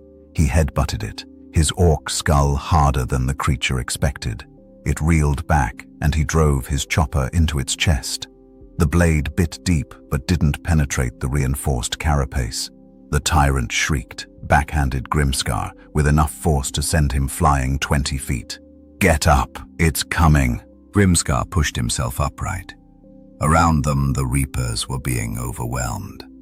Kira fired her plasma gun until it overheated. Vex's melter ammunition ran dry. The swarm was endless. The Hive Tyrant charged, all four swords raised for a killing blow. And in that moment, Grimskar stopped fighting Venom's instincts, stopped thinking like an orc or like himself. He let go completely and allowed the symbiote full control. Venom surged. Black biomass exploded from Grimskar's form, doubling their size in an instant. Venom's full power unleashed, no longer constrained by orc stubbornness or hesitation. Their body became a nightmare of shifting tendrils, snapping jaws and razor-sharp appendages that moved faster than the eye could follow. The Hive Tyrant's swords came down. Venom caught all four blades with separate tendrils, holding them motionless. The creature's psychic shriek intensified, trying to overwhelm their consciousness. But Grimskar's orc brain was too different, too alien for its mental attacks to gain purchase. Now, together, they moved as one entity. Tendrils wrapped around the tyrant's arms, immobilizing them. Grimskar's chopper carved upward, finding the gap between carapace plates. The blade bit deep, spraying ichor. The tyrant thrashed, incredibly strong, but Venom's grip was absolute. "Got you now, bug." More tendrils formed, these ones sharp as knives, punching through the tyrant's reinforced armor. The creature screamed, not just physically but psychically, and across the battlefield, every Tyranid organism faltered. Their coordination broke. Lesser creatures began attacking each other in confusion. "The synapse is breaking. Finish it." Grimskar drove his chopper deeper, then ripped it sideways. The tyrant's torso split open. Venom surged into the wound, consuming from the inside, devouring the creature's organs while it still lived. The Hive Tyrant's shrieks became gurgles, then silence. It collapsed. Dead. The psychic backlash hit like a shockwave. Every Tyranid on the battlefield recoiled, their hive mind connections severed. Without synaptic control, they became animals, dangerous still but uncoordinated, confused. They're vulnerable, now. Around them, the Reapers rallied. Kira's voice cut through the chaos. "The tyrant's down. Press the advantage. For the Emperor." Imperial forces surged forward. Disciplined lasgun volleys cut down disorganized hormagaunts. Artillery found its range without synapse creatures directing evasive patterns. The tide turned. Grimskar stood over the tyrant's corpse, breathing hard. Venom's enhanced form slowly receding back to normal size. Around his feet, the black ooze consumed the last of the tyrant's biomass. That was satisfying. Yeah, that was a proper scrap. We fought well, together. We did, didn't we? Sergeant Kira approached, her plasma gun smoking, her face covered in alien blood and human sweat. She looked at Grimskar, then at the dead hive tyrant, then back at Grimskar. That was the most terrifying thing I've ever seen. And I've seen Chaos Space Marines. Sorry if I scared you. Don't apologize. You just saved this entire sector. She extended her hand. You're all right, Grimshaw. Weird as hell, but all right. Grimskar shook her hand carefully, trying not to crush her fingers. Tanks. You fight good too. For a Humie. For a Humie? Kira raised an eyebrow. Your accent. I mean, for anyone. Anyone at all. Regardless of species. Before Kira could respond, the Vox crackled. All units. Tyranid forces are in full retreat. Repeat. The Xenos are withdrawing from all sectors. Victory is ours. Cheers erupted across the battlefield. Guardsmen who'd been certain they'd die embraced each other. Officers shouted orders to secure positions and tend to wounded. Somewhere, someone started singing the Imperial hymn, and others joined in. Grimskar felt strange. Not the good kind of strange from a proper fight, but something else. These humans, he'd fought beside them, protected them. They'd fought for him too, covering his assault on the tyrant. It wasn't like fighting with Orks where everything was about proving who was strongest. This was different. They trust us, despite knowing something is wrong. Yeah, weird, innit? Very weird. The Valkyrie returned to extract them, its hull scorched but functional. As the team climbed aboard, Corporal Vex clapped Grimskar on the shoulder.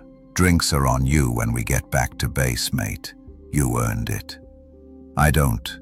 Do Humies drink da same stuff as? Yes, drinks, definitely. The flight back to the fortress was quiet. Exhaustion had set in. Even Trooper Moss, who hadn't spoken all mission, managed a tired smile. They'd survived. Against impossible odds, they'd won. As the fortress came into view, Grimskar saw Commissar Hendrik waiting on the landing pad, his expression unreadable. He's going to want answers. What do we tell him? The truth? That you're an Ork bonded with an alien symbiote? Probably not that. Agreed. The Valkyrie touched down. The team disembarked, heading toward debriefing. Hendrik intercepted Grimskar before he could follow. A word, Guardsman Grimshaw. They walked away from the others, toward the edge of the landing pad where they could speak privately. Hendrik lit a low stick, took a long drag, then spoke without looking at Grimskar. I've been a commissar for 23 years. I've seen mutants, heretics, Xenos, and things that defy classification. I've executed more men than I care to count for lesser deviations from the Imperial standard. He paused. But I've also learned that the Emperor works in mysterious ways. Today you saved thousands of lives. Guardsmen who have families, who matter to this Imperium. Sir, I don't want to know what you really are. Hendrik finally looked at him. I don't want to know where you came from or what happened to make you this. What I want is simple. Keep killing Xenos. Keep protecting Imperial citizens. Do that and I'll keep signing requisition forms that say you're just a mutant from a heavy grav world. Understood? Grimskar was silent for a long moment. Then, understood, sir. Good. Dismissed. 3 days passed in relative peace. The Tyranid swarm had retreated to regroup, giving the Imperial forces time to reinforce defensive positions and tend to their wounded. Grimskar spent most of that time avoiding attention, which proved surprisingly difficult when you'd killed a hive tyrant in front of hundreds of witnesses. The Reapers had adopted him as unofficial team muscle. Sergeant Kira seemed to enjoy his company, though she asked uncomfortable questions about his homeworld that he deflected with increasingly creative lies. Venom found the entire situation amusing. "You're terrible at deception."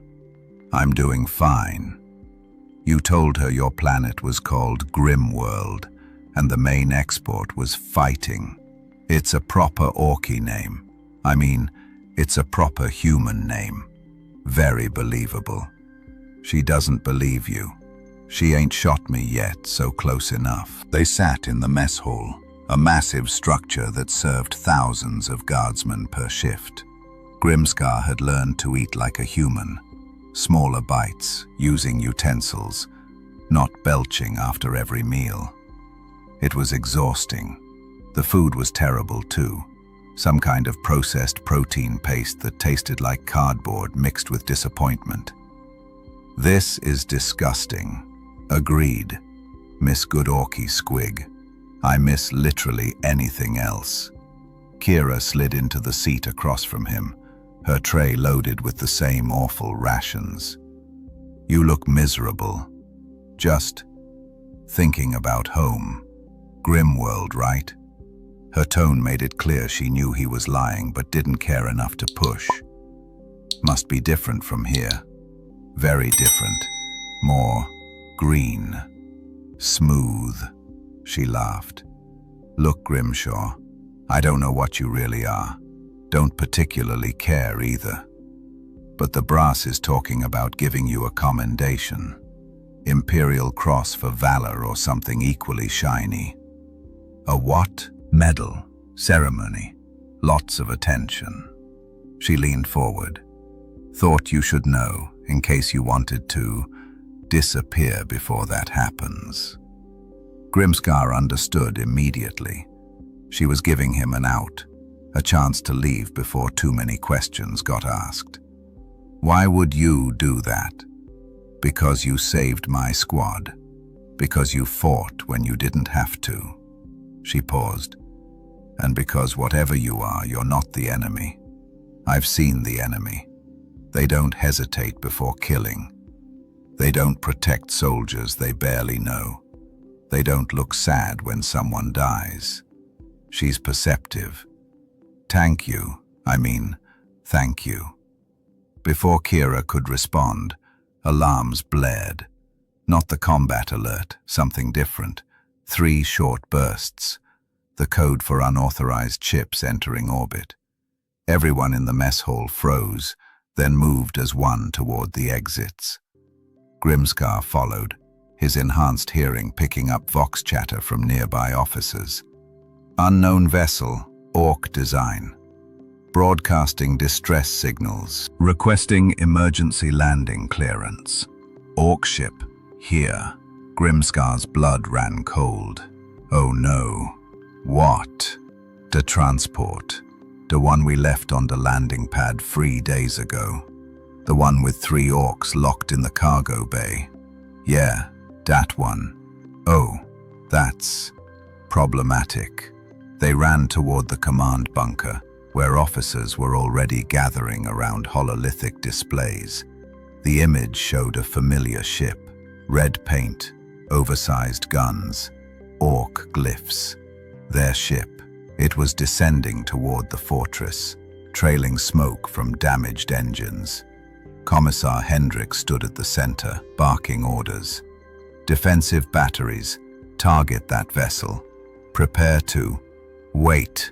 Grimskar shoved through the crowd, earning angry glares. "Don't shoot. That's my ship." Everyone turned to stare at him. Hendrik's expression could have frozen Prometheum. "Your ship. Your Ork ship. I can explain. You have 10 seconds. What's the plan?" "I'm working on it. Work faster." Grimskar's mind raced. "When I escaped the Orks, I took that ship. There were survivors, Humie survivors, that I locked into cargo bay for safety. They must have gotten control somehow and are trying to land. It was possibly the worst lie he'd ever told. Hendrik stared at him for a long, terrifying moment. Then he turned to the Vox operator. "Hail that vessel. Demand identification." The operator complied. Static filled the speakers. Then a voice responded. Guttural, aggressive, unmistakably Orky. "This is, Hume ship Endurance. We are requesting landing. For the Emperor." Every officer in the room went pale. "Those are your Orks." "Yeah, I noticed." "Commissar," one officer said carefully. "Those are definitely Orks." "I can hear that, Lieutenant." The Orky voice continued. "We got important things. For de brass. Very important. Also, we is out of food, and if we don't land soon, we's gonna eat each other." Hendrik turned slowly to face Grimskar. His hand rested on his bolt pistol. "Explain. Now." "They're not enemies," Grimskar said quickly. "They're different. Like me. Changed by the same radiation. They want to help fight Tyranids. That's even worse than the last lie. Got any better ideas?" "No, but that doesn't make yours good." "Radiation," Hendrik repeated flatly. "Turned 3 Orks into Imperial sympathizers. Very special radiation. Unique properties. Scientific stuff." One of the tech priests perked up.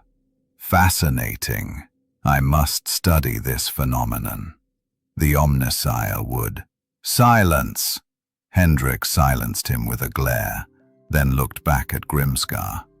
"Those Orks land, and I will personally interrogate them. If they're lying, I execute them. If you're lying, I execute you. If this is some elaborate Ork trick, I execute everyone involved, and orbital bomb the landing site. Clear? Crystal clear, sir." "Good. Lieutenant, clear landing pad 7. All personnel maintain weapons ready. If those greenskins so much as twitch wrong, open fire." The ship descended, landing with a crash that cracked the rockcrete. The loading ramp lowered with a hydraulic hiss, and out stepped 3 very nervous Orks, hands raised, weapons conspicuously absent. The lead Ork, the one Grimskar recognized as Throgskull, saw him and brightened. "Grimskar, there you are. We been looking for you. This place has loads of Humies, and we didn't know what to do, so we just..." "Quietly," Grimskar hissed in Orkish. "Speak Gothic. Quietly." "Oh, right." Throgskull switched languages, his accent thick but understandable. "We come in peace." Every gun in the fortress pointed at them. "This is going well." "Shut up, Venom." Commissar Hendrik walked toward the 3 Orks with the calm of a man who'd seen everything the galaxy could throw at him. The greenskins towered over him, each easily twice his mass, but he showed no fear. Behind him, 50 guardsmen kept lasguns trained on the newcomers. "Names," Hendrik said simply.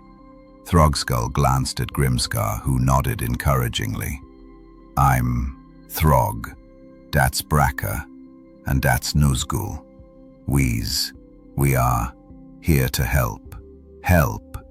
Hendrik's tone could have cut ceramite. 3 Orks want to help the Imperium." "Yes, very helpful. Love helping. It's our favorite thing. They're worse at lying than you are." Bracca, the smallest of the 3, stepped forward nervously. "We got changed, like Grimskar. The radiation made us different. Now we think Humies are proper decent. For food. I mean for friends. Every gun clicked to full charge. What he means, Grimskar interjected quickly, is that we all got exposed together. Same incident. Made us all loyal. To the Emperor. Very loyal. Most loyal beings in the galaxy. Hendrik turned his withering gaze on Grimskar. You expect me to believe that radiation turned 4 Orks into Imperial citizens? When you say it like that, it sounds unlikely, because it is unlikely. But look at the facts. We killed the Hive Tyrant. We fought beside your soldiers. Would an enemy do that? An infiltrator would. He's not wrong. Look, Nuzgul spoke up, his Gothic surprisingly clear. We know this looks bad. We's Orks, use humies. Normally we'd be trying to crump each other, but something changed. We don't feel the war no more. Don't feel that urge to just smash everything. We just feel hungry and confused, and like maybe working together ain't the worst idea. There was genuine sincerity in his words, enough that several officers exchanged uncertain glances. The problem with Orks was they never cooperated with other species. It went against their fundamental nature, which meant either this was an impossibly elaborate trick, or something genuinely unprecedented had occurred. Hendrik studied each Ork in turn, then looked at Grimskar. Tell me the truth. Not whatever story you've concocted. The actual truth. What are you? Grimskar felt Venom stirring in his consciousness. Felt the symbiote's concern mixing with his own. They'd reached the decision point. Keep lying and probably die. Tell the truth and definitely die. Or find some middle ground that might, possibly, let them survive. Sir, Grimskar said carefully, I'm an Ork. They're Orks. But we're not normal Orks. Something happened to us, changed us, made us different from our kind. We got kicked out, hunted. We got nowhere else to go. So you came here, to an Imperial fortress world, under attack by Tyranids. Where else would we go? Da Tyranids eat everyone. Orks, humies, everyone. We figured, enemy of our enemy, yeah? Sergeant Kira pushed through the crowd of officers. Commissar, permission to speak. Granted. I fought beside Grimshaw. Watched him kill a Hive Tyrant to save Imperial lives. If he's a traitor, he's the worst traitor in galactic history. She looked at the 3 new Orks. And if these are his crew, maybe we should hear them out before executing anyone.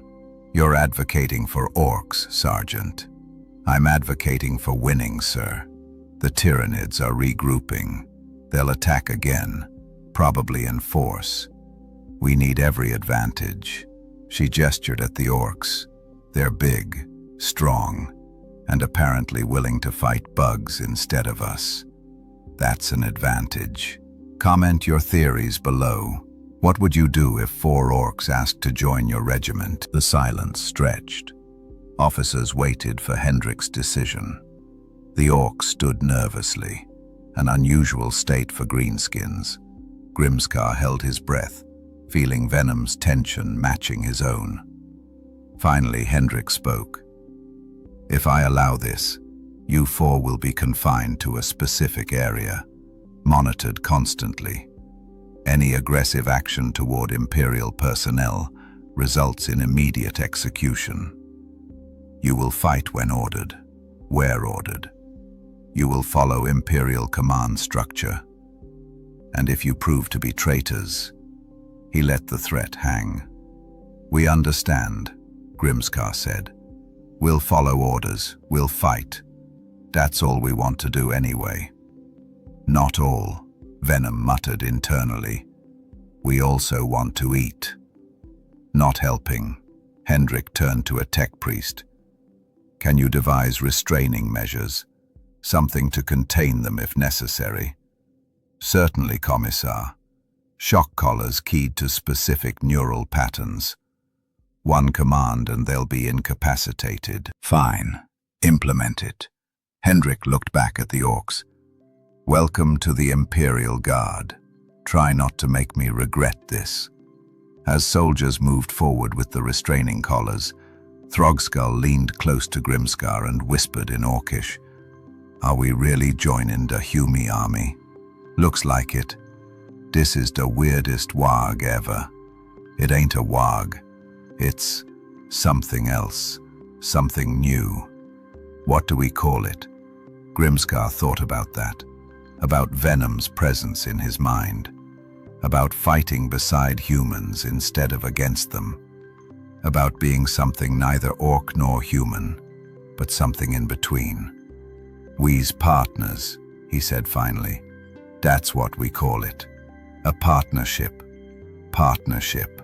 Throggskull tested the word. "Yeah, I like that. Sounds proper killy." The shock collars clicked into place around each orc's neck. They were uncomfortable but not unbearable, a reminder of their probationary status. As the guardsmen led them toward the barracks, Grimskar felt Venom's presence settling more comfortably in his consciousness. "We're really doing this. Fighting for the Imperium. Got any better ideas?" "No, but it's strange. I've bonded with many hosts across many worlds. Never thought I'd end up working with humans voluntarily. Life's full of surprises." Apparently so. They reached the barracks, a reinforced structure normally used for penal legions. As prisons went, it was decent. Bunks, basic facilities, and heavily armed guards outside. The other three orcs immediately began arguing about who got which bunk, their voices rising until Grimskar reminded them they were supposed to be acting civilized. That night, lying on a bunk designed for humans and therefore far too small, Grimskar stared at the ceiling and contemplated his situation. Exiled from his own kind, bonded to an alien symbiote, fighting alongside humans against a galactic threat. It was absurd, impossible, completely contrary to everything orc culture represented. And yet, somehow, it felt right. "Are you satisfied with this outcome?" Venom asked quietly. "Dunno yet. Ask me after we survived the next attack." "Fair enough." Venom, "Yes. Thanks for not giving up on me when we first bonded. Would have been easier for you to just find a different host." "Probably. But then I wouldn't have learned that fungus-based biology is surprisingly resilient, or that orcs can actually think when they try." "Was that a compliment?" "Don't let it go to your head. You're still an orc, and you're still a parasite. Symbiote. Whatever you say, mate." Outside, the fortress prepared for the next assault. Somewhere in the darkness beyond the walls, the Tyrannid swarm regrouped and planned. But for tonight, in this unlikely alliance between orc and human, between symbiote and host, there was something approaching peace. The Tyrannids attacked 3 days later with everything they had. This time, there were no probing assaults or scattered raids. The swarm came in a living tide that covered the horizon. Thousands of hormagaunts, hundreds of warriors, dozens of carnifexes. Behind them, biotitans lurched forward on massive legs, their weapons capable of leveling buildings. And above it all, flying organisms darkened the sky like locusts. Grimskar stood on the northern wall with the Reapers, watching the nightmare approach. Beside him, Throggskull, Bracca, and Nuzgul checked their weapons, looted orc shooters that the Mechanicus had reluctantly allowed them to keep after extensive modifications and explosive failsafes. "That's a lot of bugs," Throggskull observed. "Yeah, we gonna die, ain't we?" "Probably. Good. Was getting bored anyway." Your people have an interesting relationship with mortality. Orks don't fear death. We fear boredom. Sergeant Kira moved down the line, checking weapons and offering final words of encouragement. When she reached the Orks, she paused. "You four ready?" Born ready. Grimskar said. "Well, spawned ready. Orks don't get born proper like. Never mind. We's ready." "Good. Orders are simple. Hold this wall. Nothing gets through. Understood?" "Understood." She started to leave, then turned back. "Grimshaw, try not to die. You still owe me those drinks." "I'll do me best." The first wave hit like a tsunami of chitin and teeth. Hormagaunts scrambled up the walls, their scything talons finding purchase in the rockcrete. Laser fire cut them down by the dozens, but more kept coming. Artillery bombardments created craters in the approaching horde that filled instantly with more organisms. Grimskar fired his shooter, the weapon roaring as solid slugs punched through tyrannid carapaces. Beside him, Throgskull laughed maniacally, his own gun spitting fire. "Now this is proper.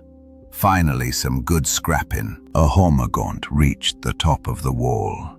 Grimskar's chopper took its head off. Another appeared. Venom's tendrils caught it mid-leap and hurled it back into the swarm. More came. Always more. They're targeting this section. They know we're here. Course they do. We killed their boss last time. Revenge isn't a tyrannid trait. They're operating on pure consumption logic.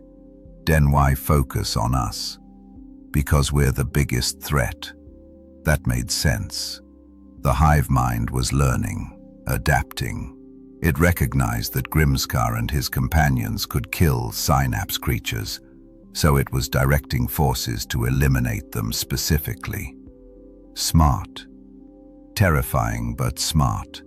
An explosion rocked the wall. A bioacid mortar had struck nearby, melting through rockcrete and guardsmen alike. The screams were brief but horrible. Grimskar saw Trooper Moss, the quiet one who hadn't spoken since his squad died, get caught in the splash. He didn't scream, just dissolved. Focus. Morning later. Right. A tyrannid warrior pulled itself onto the wall, its four arms wielding bone swords that gleamed with toxic enzymes. It locked eyes with Grimskar and charged. They met in a clash of metal and chitin, chopper against swords. The warrior was fast, its strikes coordinated and precise. But Grimskar had venom, and together they were faster. Black tendrils wrapped around two of the warrior's arms. Grimskar ducked under a sword strike and drove his chopper into the creature's thorax. It shrieked, trying to pull away, but venom held it fast. With a savage twist, Grimskar severed its spine. The warrior fell, and venom immediately began feeding. Energy restored. More incoming. To their left, Braca was having trouble. A swarm of termagants had focused fire on his position, their flesh-borer beetles overwhelming his armor. He stumbled, bleeding from dozens of wounds. Nuzgul grabbed him, dragging him back from the wall's edge while providing covering fire. "We need support," Nuzgul bellowed. "Braca's down." Grimskar rushed over, venom forming a shield that absorbed the incoming fire. He grabbed Braca by the harness and pulled him to cover while the symbiote's tendrils lashed out, spearing every termagant within reach. "He's bleeding bad," Nuzgul said, his voice unusually worried. "Need a... what do Humies call it? Medic?" "Medic," Grimskar shouted. "We need a medic here." A Medici priest scrambled over, his augmetic eyes widening at Braca's injuries. "This... I don't know Ork physiology." "Just stop the bleeding," Throgskull snapped. "Orks can survive anything if you stop the bleeding." The priest worked quickly, applying pressure bandages and stim shots that might or might not work on Ork biology. Brucker groaned, conscious but hurt. Did we win yet? Not yet, mate. Stay down. Another massive explosion. A carnifex had breached the eastern section of wall, crushing guardsmen under its bulk. Weapons fire seemed to bounce off its reinforced carapace. It was heading toward a group of pinned soldiers who couldn't retreat fast enough. We need to stop that. Yeah, I see it.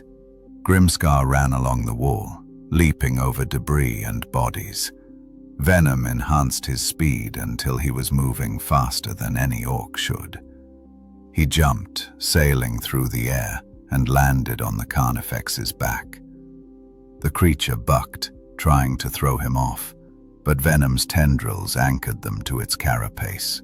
Oi, big ugly! You want to fight? Fight me! The carnifex reared back, trying to scrape him off against a wall. Grimskar held on, driving his chopper into the creature's skull. The blade bit deep but didn't penetrate. The carnifex's armor was too thick, its bone plates reinforced with layers of chitin. The eyes. Target the eyes. Grimskar shifted position, hanging upside down from the creature's head. He could see its compound eyes now, clusters of lenses that gave it enhanced vision. Perfect targets. His chopper struck, shattering one eye cluster. The carnifex roared in pain and rage. He struck again, destroying the other eye. Blinded, the creature thrashed wildly, crashing into walls and trampling its own swarm mates. Grimskar jumped clear just before it slammed headfirst into a support pillar, stunning itself.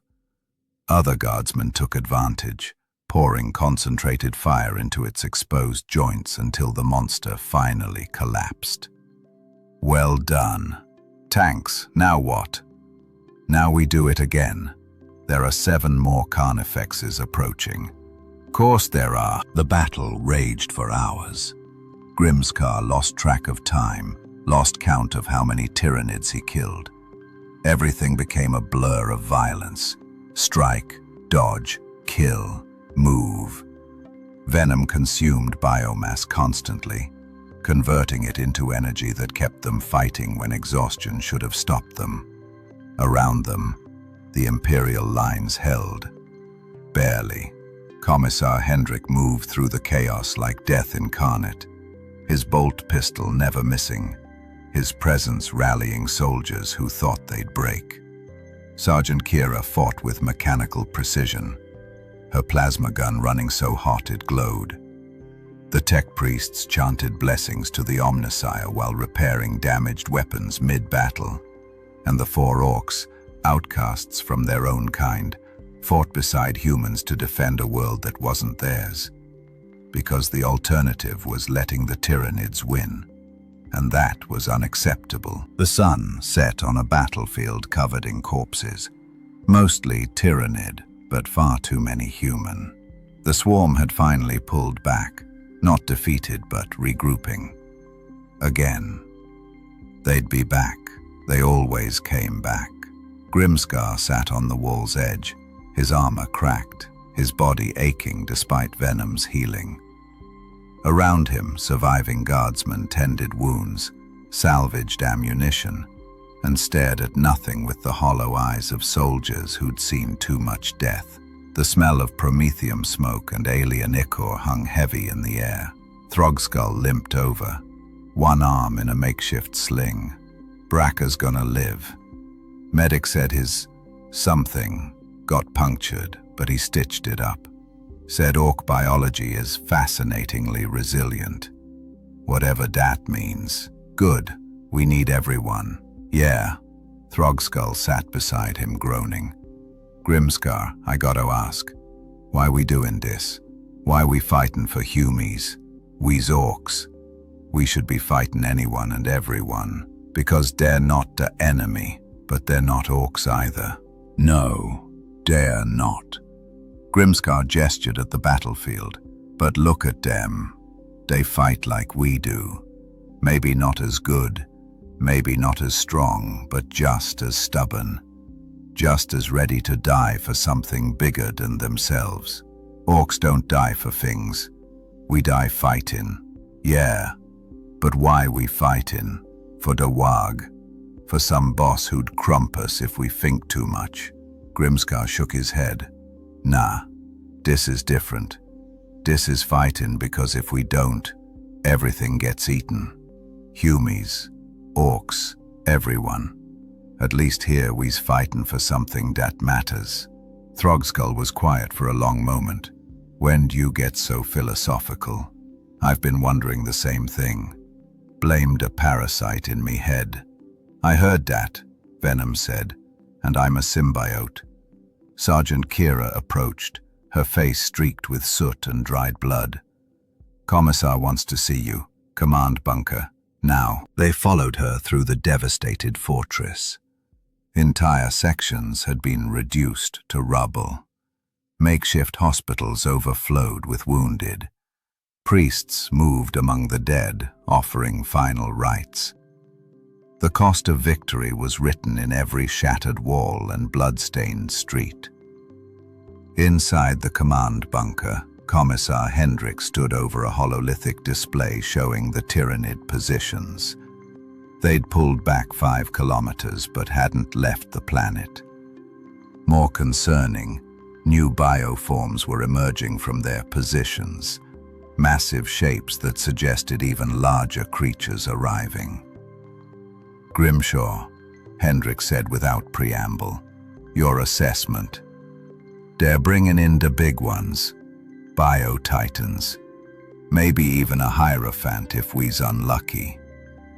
Can we stop them? Grimskar studied the display. The fortress's defenses were battered. Ammunition was running low. Personnel losses had been catastrophic. Against a fresh assault of that magnitude. Not here, not in a straight fight. Then we need an alternative. Hendrik zoomed the display out, showing the larger tactical situation. Naval intelligence reports the Tyrannid hive ship is in low orbit, directly above their ground forces. It's coordinating the entire assault. If we could eliminate it, the whole swarm loses coordination, Grimskar finished. They'd scatter, fight each other, give you time to evacuate or reinforce. Exactly, but our orbital defenses are damaged. Our aircraft can't penetrate the bioship's defensive organisms. We need something unexpected, something the hive mind won't anticipate. He's looking at us. Yeah, I noticed. You want us to attack the hive ship, Grimskar said slowly. From the ground. Not from the ground. Through it. Hendrik pointed to a region of the map where Tyrannid biostructures had grown densest. They've created a capillary tower here, a living structure that reaches into the upper atmosphere. Our scans suggest it's connected directly to the hive ship, a transport mechanism for biomass. So we climb it. You climb it. Plant explosives at key structural points. When the tower collapses, it will either destroy the hive ship or damage it enough for our orbital batteries to finish the job. Grimskar looked at Throgskull, who shrugged. I'm in. Sounds proper mental. Bracca's hurt, Grimskar said. He stays. But me, Throg, and Nuzgul, we can do it. Kira stepped forward. I'm going too. No, not asking permission. You'll need someone who knows Imperial demolitions. Plus, someone has to make sure you don't just start eating Tyrannids halfway up and forget the mission. She's not wrong. Fine. 4 of us den. Hendrik nodded. You leave at dawn. Take whatever equipment you need. This is a suicide mission, so I'm not ordering anyone. But if you succeed... He paused. If you succeed, you'll have saved millions of lives. Maybe billions if the Tyrannids move on to other worlds. And if we fail, then you die gloriously, which I understand is something orcs appreciate. Yeah, we do. They spent the remaining night preparing. Nazgul gathered explosives, enough to level a fortress, let alone a biological structure. Kira requisitioned climbing gear, knowing full well that Orc strength and Venom's tendrils would do most of the work. Throgskull sharpened his chopper and sang old Orc war songs under his breath. Grimskar sat alone on a battlement, watching the distant biostructures pulse with bioluminescent light. Venom's presence in his mind was quieter than usual, contemplative. This plan is insane. Most good plans are. We might actually die. Yeah, but at least we'll die fighting something worth fighting. You've changed since we bonded. Less orky. More, I don't know, purposeful. Maybe. Or maybe I'm finally the orc I was always meant to be. One who thinks before he fights. One who protects instead of just destroying. That's very philosophical for a fungus-based life form. Learned from the best parasite I know. Symbiote. Whatever you say, mate. Dawn came too quickly. The four of them gathered at the fortress gate. 3 orcs and 1 human, armed with explosives and determination. Commissar Hendrik stood watching, his expression unreadable. Other soldiers had gathered too, word having spread about the suicide mission. As they prepared to leave, someone started clapping, then another.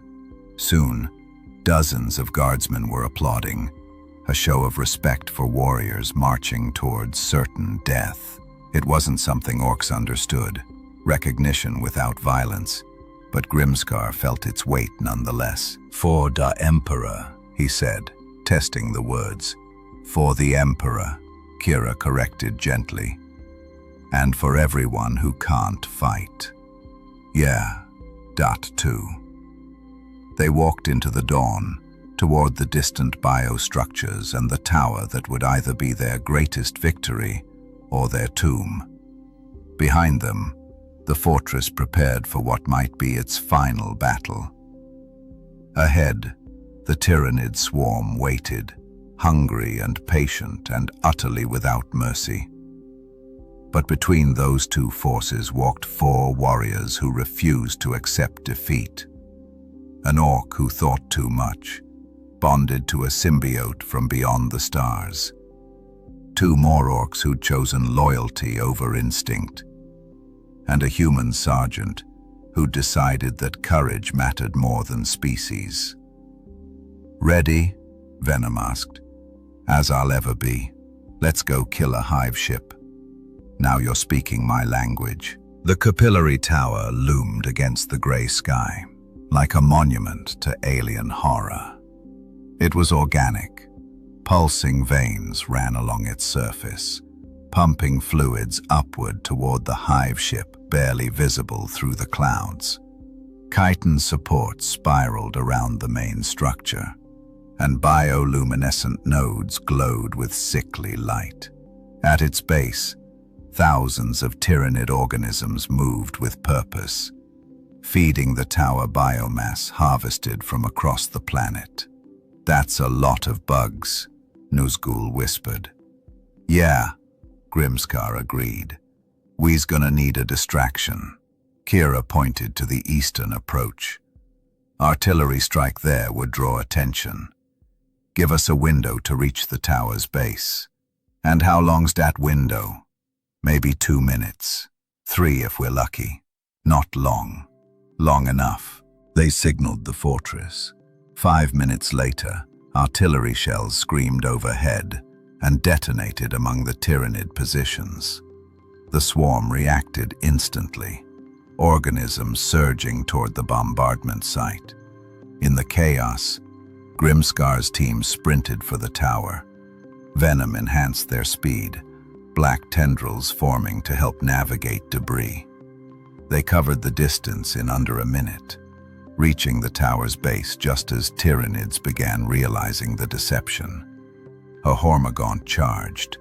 Throgskull's shooter barked once, dropping it. More came. The team kept moving, entering the tower's interior through a sphincter-like opening. Inside was worse than outside. The walls breathed. Fluids dripped from organic pipes. The smell was overwhelming. Rot and digestion and something else. Something fundamentally alien. Veins as thick as a man's torso pulsed with transported biomass. "Up," Kira said, pointing to the spiral structure that led into darkness. "We climb." They climbed. Grimskar led, his orc strength making short work of the organic handholds. Venom helped, forming additional grips and anchoring them securely. Behind him, Kira used human ingenuity to find the best routes. Throgskull and Nuzgul brought up the rear, covering their ascent. At the 100-meter mark, they encountered resistance. Tyrannid organisms bred specifically for tower defense. Smaller creatures with adhesive limbs and acid sprayers. Grimskar's chopper made quick work of them, but more kept coming. "They know we're here." "Course they do. Keep climbing." 200 meters, 300.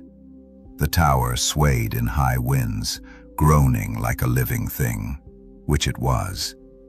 Kira called rest stops to plant explosives at structural weak points, her demolition training evident in her precise placement. Each charge was set with a timer synchronized to the others. When they blew, the entire tower would collapse. At 500 meters, Nuzgul slipped. His hand missed a grip and he fell backward with a startled yell. Grimskar moved on pure instinct, Venom launching a tendril that caught the orc's harness and arrested his fall. "Got you!" "Tanks!" Nuzgul gasped, scrambling back to secure footing. "Energy reserves depleting. The climb is taking longer than anticipated." "How much longer?" "Another 200 meters to the connection point. Then we plant the final charges and descend." "Can you make it?" "Ask me when we're not clinging to a biological nightmare." They climbed higher. The air thinned. Breathing became difficult for the humans. Kira gasped with each pull. The orcs fared better, their resilient biology compensating. Around them, the tower's interior became stranger. Chambers filled with digestive enzymes, passages lined with sensing organs that tracked their movement. Sections where the walls contracted rhythmically like a massive heartbeat. At 700 meters, they reached the connection point. Here, the tower's main artery connected directly to structures descending from the hive ship. Biomass flowed both directions, harvested material going up, new organisms coming down. The scale was staggering. Thousands of tons of biological material moving through living pipes. "Here," Kira said, breathing hard. "Plant the charges here. This is the critical junction." They worked quickly, placing the remaining explosives around the main artery. Kira double-checked each placement, her hands steady despite exhaustion. Throgskull kept watch, his shooter ready. Nuzgul helped with the heavy charges, his orc strength invaluable. Grimskar stood at the connection point's edge, looking up. Through gaps in the organic ceiling, he could see the hive ship, a massive bioconstruct that dwarfed anything human or orc could build. It was beautiful in a terrible way, a testament to the tyrannid's evolutionary perfection. It's alive. The entire ship is one organism. How many tyrannids you think are on it? Millions, maybe billions, all connected through the hive mind. And we's about to drop it out of the sky. Yes. Heh. Not bad for an orc and his parasite. Symbiote. Done, Kira announced. Charges set. Timers active. We have 10 minutes to get clear before this entire structure comes down. Then let's... A psychic shriek cut through their minds like a knife. Every organism in the tower, every tyrannid on the planet, suddenly knew exactly where they were. And they were coming. All of them. The tower shuddered as thousands of organisms began climbing its interior walls. Below, Grimskar could see them. A living wave of chitin and claws surging upward. Above, creatures began dropping from the hive ship, descending the connection point to intercept them. "Run!" Throgskull bellowed unnecessarily. They ran, or more accurately, they descended as fast as physics and biology allowed. Grimskar led, jumping entire sections, using Venom's tendrils to swing between levels. Kira clipped to a rappel line and descended in controlled drops. The two orcs simply fell, grabbing handholds when they got too fast. Tyrannids came from both directions. A warrior dropped from above, bone swords ready. Grimskar met it mid-air, his chopper cleaving through its thorax. They fell together, separating only when Grimskar caught a support beam and the warrior continued its fatal plunge. 400 meters, 300. The timer in Grimskar's mind, synchronized with the charges, counted down. 7 minutes. 6.5. A carnifex climbed from below, its bulk somehow managing the interior structure. It saw them and roared, biocannons charging. Nazgul fired his shooter directly into its open mouth. The creature gagged, stumbled, and fell backward, taking a dozen smaller organisms with it. 200 meters, 6 minutes. "We're not gonna make it," Throgskull shouted. "Yes, we will." Venom surged, expanding Grimskar's form. Black tendrils erupted, grabbing all three companions and pulling them close. Then the symbiote did something it had never done before. It formed wings. Actual, functional wings from their combined biomass. "Hold on!" They jumped. They fell like a stone wrapped in shadow. Venom's wings, more parachute than flight surfaces, caught the air and slowed their descent just enough to be survivable, instead of instantly fatal. Wind screamed past as the tower's interior blurred around them. Tyrannid organisms reached for them but missed, their claws scraping harmlessly against Venom's protective coating. 3 minutes on the timer. 200 meters to ground. A gargoyle swooped from a side passage, trying to intercept. Grimskar twisted mid-air, still holding his companions, and Venom's tendrils lashed out. The flying creature was batted aside, crashing into the tower wall hard enough to leave a crater. 100 meters. 2 minutes. They could see the base now, the sphincter opening they'd entered through. Beyond it, open ground and the distant fortress. So close. Below them, the remaining tyrannids in the tower realized what was happening and surged upward, trying to stop them or at least slow them down. Brace for impact. They hit the ground in a controlled crash, Venom absorbing most of the impact but not all. Grimskar felt something crack, ribs probably, but there was no time to worry about it. He released his companions and they ran, sprinting away from the tower as fast as exhausted legs could carry them. 1 minute. Tyrannids poured from the tower's base, giving chase. Hormagaunts, termagants, warriors, dozens of them. Grimskar spun, firing his shooter while running backward. Throgskull and Nazgul did the same. Kira's plasma gun overheated after 2 shots, but she kept running. 30 seconds. "Get down!" Kira screamed. They dove behind a pile of rubble just as the timer reached 0. The explosion wasn't loud. It was beyond loud. The charges detonated simultaneously at every structural weak point, severing the tower's support. For a moment, nothing seemed to happen. Then, with a groan that sounded almost biological, the entire kilometer-tall structure began to collapse. It fell in sections, each one triggering cascade failures in the others. The main artery ruptured, spraying biomass across the landscape. Support structures snapped like bones. And above, where the tower connected to the hive ship, the separation tore through the bioconstruct's underside like ripping flesh. The hive ship shuddered. Alarms, biological screams really, echoed across the psychic network. The massive organism tried to compensate, tried to seal the wound, but the damage was catastrophic.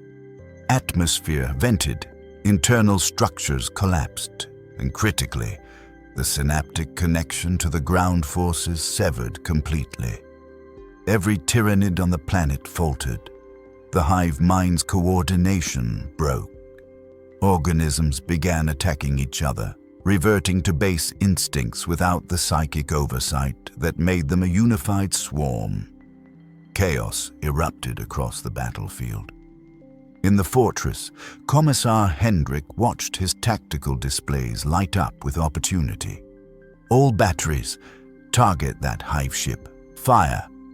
Orbital defense platforms, previously unable to penetrate the ship's defenses, now found weakened sections. Lance strikes punched through damaged bio-armor. Macro cannons hammered the wounded organism.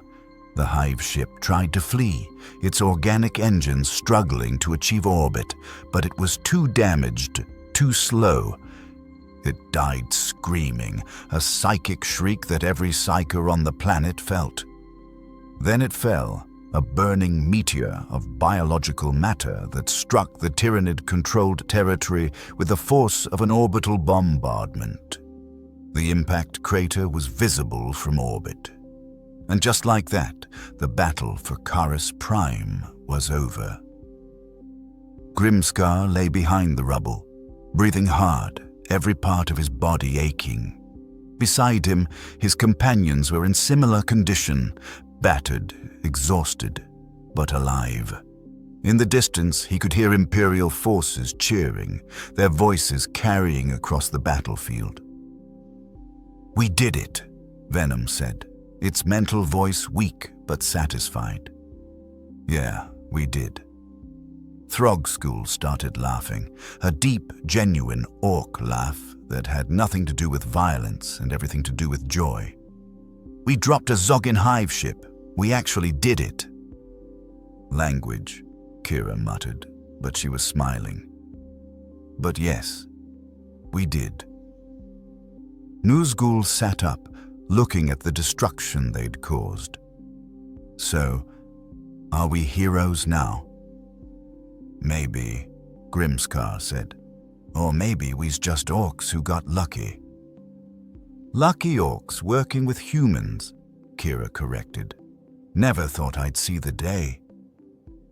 "Never thought I'd be one," Grimskar admitted. "But here we are." They helped each other stand and began the long walk back to the fortress. Around them, Imperial forces were already securing the area, eliminating scattered Tyrannid organisms that still fought on instinct. Valkyries flew overhead, transporting reinforcements and supplies. The world was still damaged, still scarred by battle, but it would survive. They'd made sure of it. When they reached the fortress gates, they found Commissar Hendrik waiting with what looked like the entire garrison behind him. As the four warriors approached, the Commissar did something unexpected. He saluted. The gesture was copied by every soldier present, thousands of hands rising in unison to honor four beings who shouldn't have worked together but did anyway. Hendrik lowered his hand and spoke, his voice carrying across the courtyard. Today, four warriors accomplished what entire armies could not. They defied expectations, overcame impossible odds, and saved millions of lives. He paused. "I don't care what species you are. I don't care where you came from. You are heroes of the Imperium, and you will be remembered as such." Grimskar didn't know what to say. For once, words failed him, both Orky words and Gothic ones. So he simply nodded, accepting the recognition he'd never thought he'd want. That night in the mess hall, they finally had those drinks Kira had mentioned. The Orks discovered that human alcohol was disappointingly weak, but the company was good. Soldiers who'd fought beside them came by to offer thanks, to shake hands, to share stories. Some were still uncomfortable around greenskins, but respect overcame prejudice. Braca, recovered enough to walk with a limp, joined them. "Heard you dropped a hive ship." "We did," Grimskar confirmed. "Without me. Missed all the fun. There'll be more fights. Always are." "Unfortunately true," Venom observed. Later, standing on the fortress walls under alien stars, Grimskar reflected on everything that had happened. From being kicked out of the War, to bonding with Venom, from nearly dying on arrival, to becoming an unlikely hero. It was the strangest journey any Ork had ever taken. "No regrets?" Venom asked. "About what?" "About all of this. Leaving your kind, bonding with me, fighting for humans." Grimskar thought about that, about the war that had rejected him for thinking too much, about the Orks who'd hunted him for being different, about finding purpose in the most unlikely place. "No regrets," he said finally. "We've made something new here. Something that works. Orks and humies, working together. You and me, actually being partners instead of fighting for control. That's worth something. It is. Though I never imagined my life would involve so much exposure to fungal biology. And I never imagined having a voice in me head that complains about everything. I don't complain. I provide constructive criticism. Whatever helps you sleep, Parasite." Symbiote. They stood in comfortable silence, watching the reconstruction efforts begin. Tomorrow would bring new challenges. There were still scattered tyrannids to eliminate, infrastructure to repair, and undoubtedly more questions about 4 Orks working for the Imperium. But tonight, they could rest.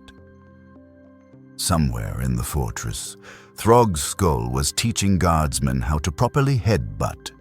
Nazgul was having a surprisingly intellectual conversation with a tech priest about Ork technology. Braca was sleeping off his injuries. Kira was writing reports that would probably be classified and forgotten. And Grimskar, the Ork who thought too much, who'd been bonded to an alien symbiote, who'd become something neither fully Ork nor fully anything else, finally understood what he was. He was exactly what the galaxy needed.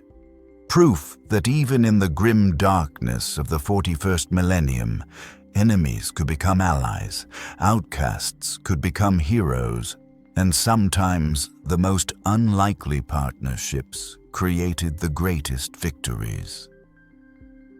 "We are Venom," the symbiote said. "We are Grimskar," the Ork added. "We are partners."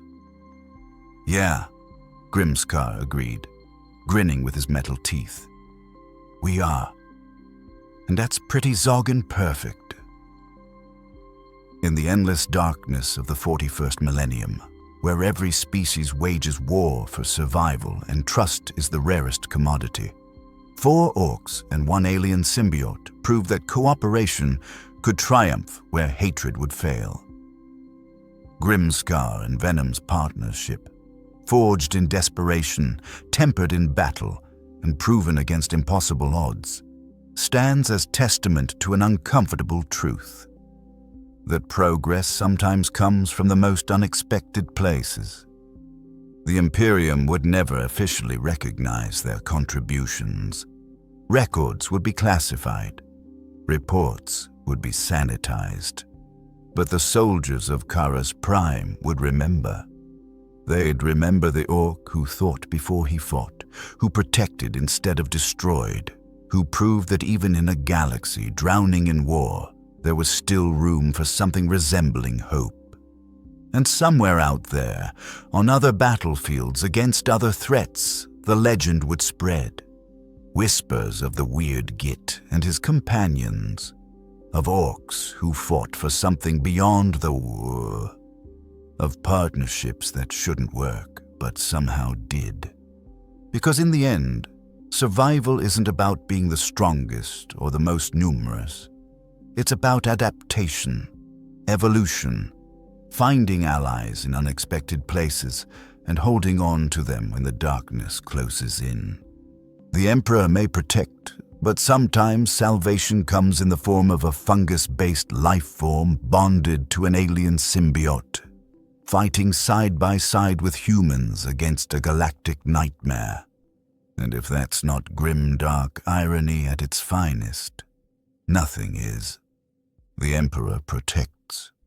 More stories await.